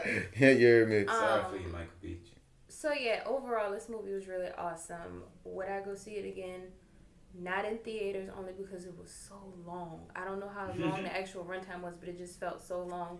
But I like that they addressed everything. They gave us all the different pieces and parts of Aquaman's life. I love the whole epic surprise of his mom still being alive, which I kind of felt like was coming, because it didn't feel like she was fully dead. It felt like something was kind of like weird there, like there was still an open door, but I did not expect her to pop up the way she did, so that was a really I didn't nice either. treat. They got me there. Yeah. You know, usually I be calling shit. I did not expect to see her pop up when she did in the film when he went to go get the trident. I was like, oh, look how they flipped that, because they could have kept up missing until the next movie if they wanted to play it. And when they had to pop up how they did, once again, I was speaking on how I liked how she was the reason that they stopped fighting. Yes. You know what I mean? That just all just worked. Yeah. You know? I also love the girl power in this movie too. The Mira. Power. I mean, she never had to be saved. Never had to be saved, not once. And I loved his mom too. His mom was Yep. a very fierce, strong woman. I loved her. And the visual effects were amazing. My favorite part was definitely at the end with Ocean Master and Aquaman. That last final That battle. fight was just so visually stunning.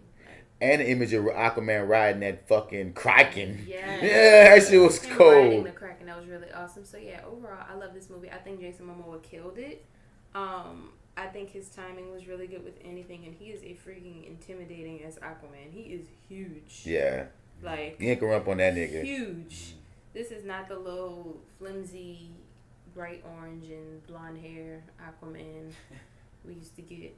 Oh, you wasn't here. You stepped out. They purposely made his brother Ocean Master have blonde hair to look like that Aquaman because we had a Samoan Aquaman now. Yeah. So, because they're not supposed to have blonde hair. But yeah, I like your takes. I like your takes on that, man. I was about to say about Aquaman. Oh, I hope they get more into some of the things that he can do, because there's one version of he can touch you and sap the fucking water out your body. The fact that Mira is she's the way she moves water is telekinetic type shit. Yeah. So there's all kind of things that she can freaking do that they can explore upon and expose upon moving forward. Very Dark Phoenix. In a way, but she was around first. But yeah, man. So that definitely highly recommended film. I'm curious to see where the franchise goes, man. Honestly, there's many different ways they can play it. They might cut off his hand at one point, because at one point he gets his hand cut off and he has a hook and he has a harpoon for a hand for a second.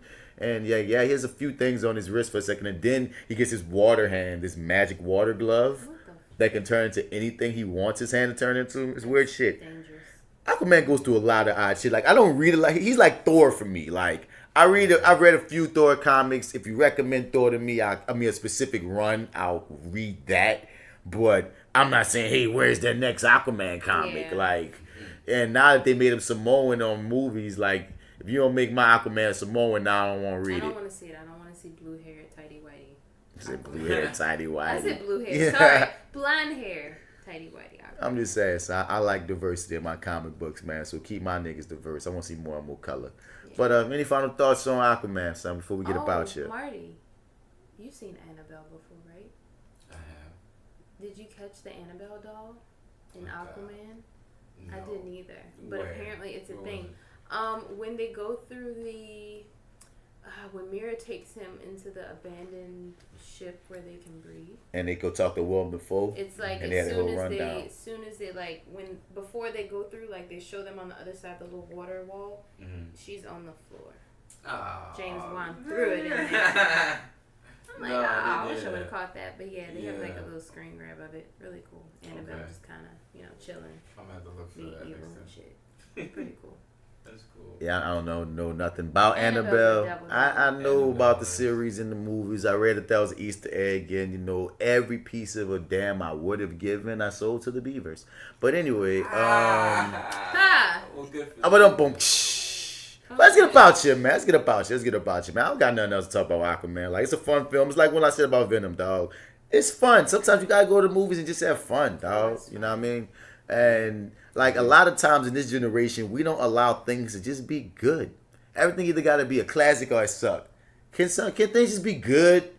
Even without music, shit can't be just good no more. If it's not the best album that was ever released, his shit was whack. Can I just think it was good? Right. You know? Can I just be whelmed?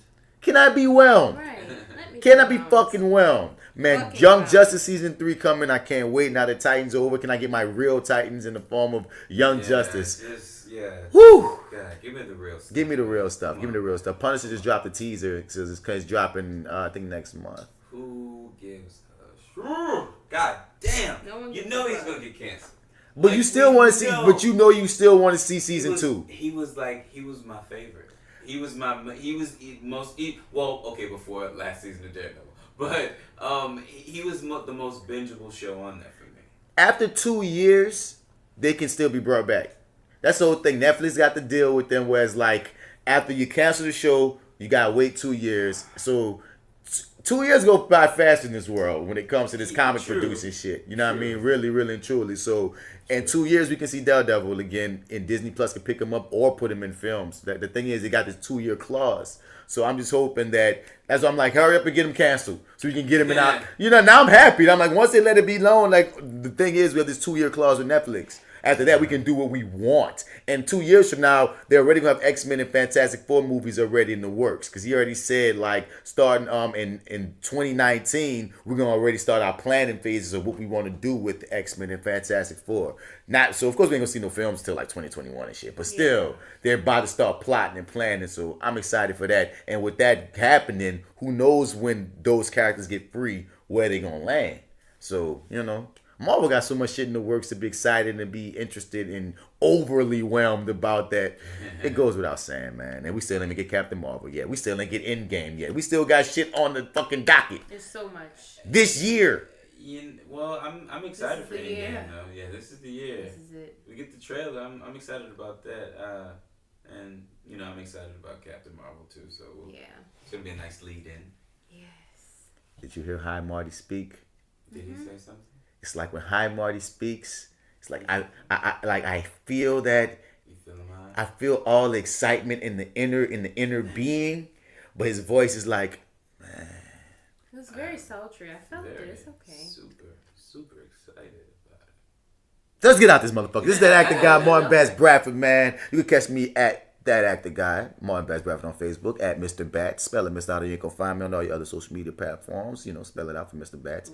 And platforms, man. Social media platforms. That's not what you said. You said platforms. Well, sometimes you gotta let it out. You know what I mean? Sometimes when you don't want to catch an L, you gotta leave them out sometimes. You feel me? God. But so anyway, hit us up at reviewingdat@gmail.com. If you tell us to review it, we gotta review it. On the docket to come, Arrogant Observer guys watching the Deep Space Nine episode of Star Trek that apparently we will really like.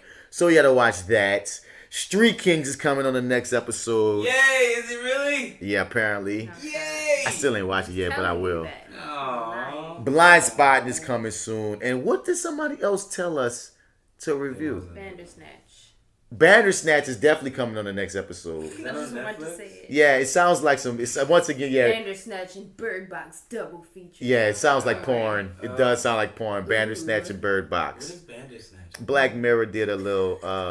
The experience. Interactive. The Telltale game. Choose your ending. Yeah, so I figure we're going to watch that, and we may even choose different outcomes. Who knows? We're going to talk that Bandersnatch. I kept saying Bangladesh for a minute, but then when I found out what it was and how sexual it actually sounds, I can't forget Bandersnatch. Right, yeah, there's no forgetting that. There's no forgetting Bandersnatch. So, let them motherfuckers know where they can find y'all at, man, so we can get up out here. I just wanted to say Marty has a Reptar shirt on. Yeah, he does have a Reptar shirt. It's amazing. You're so welcome. I'm just, looking for a Reptar bar. Did you get the Reptar bar? I did Are you still selling them? Did they still sell those? They have them. I didn't see FYE released them. They're out right now. Fuck do you know that? Because I eat a lot of food. You should order one. They turn Because you know she didn't exist when the Rugrats came out. She didn't exist.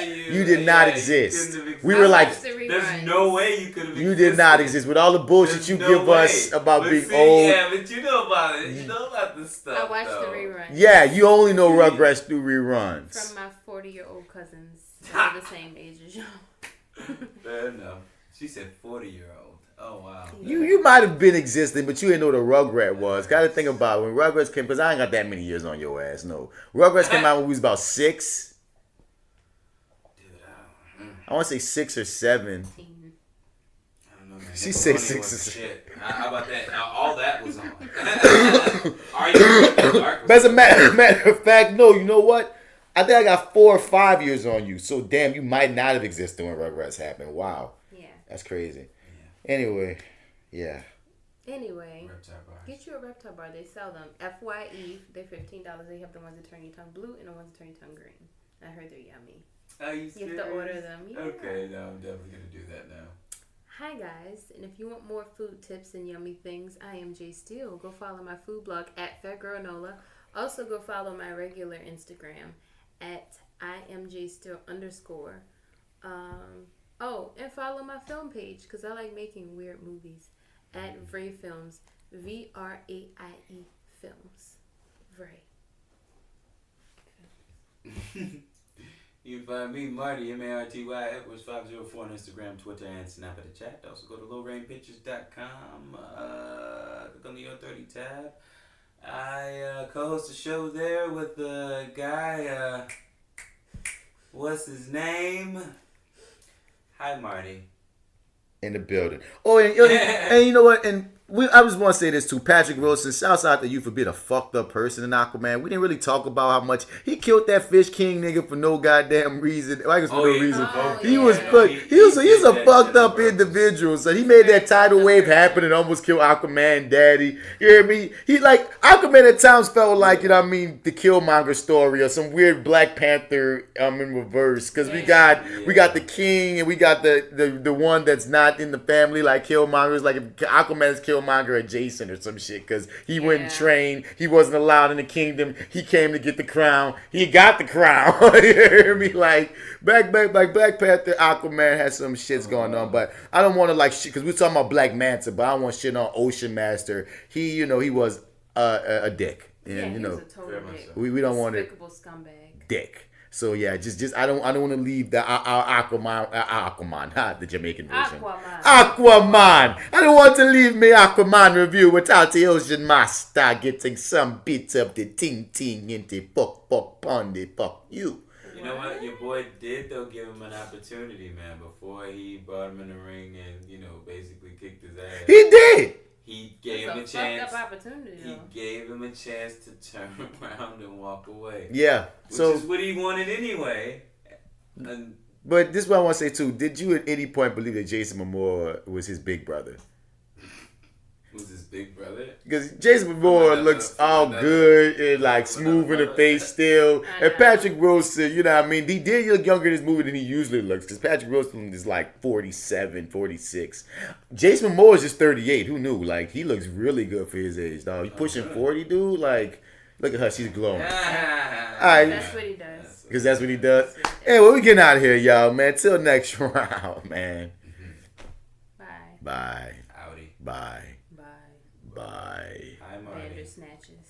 You bandersnatches. And you well. and you bye. What's his name? What's your name? What's his name? I'm not doing it. I'm not What's his doing name? it. That other guy from Your30. Don't nobody come to see you. If you're out in the streets and you're looking for him, you ain't gonna find him. Cause what's his name? I'm not a shit. That ain't gonna be pissed if you listen to this. Oh, he's not gonna be happy. He's gonna side eye you if he sees you. Oh man. That well. I'm not a part of that. He said,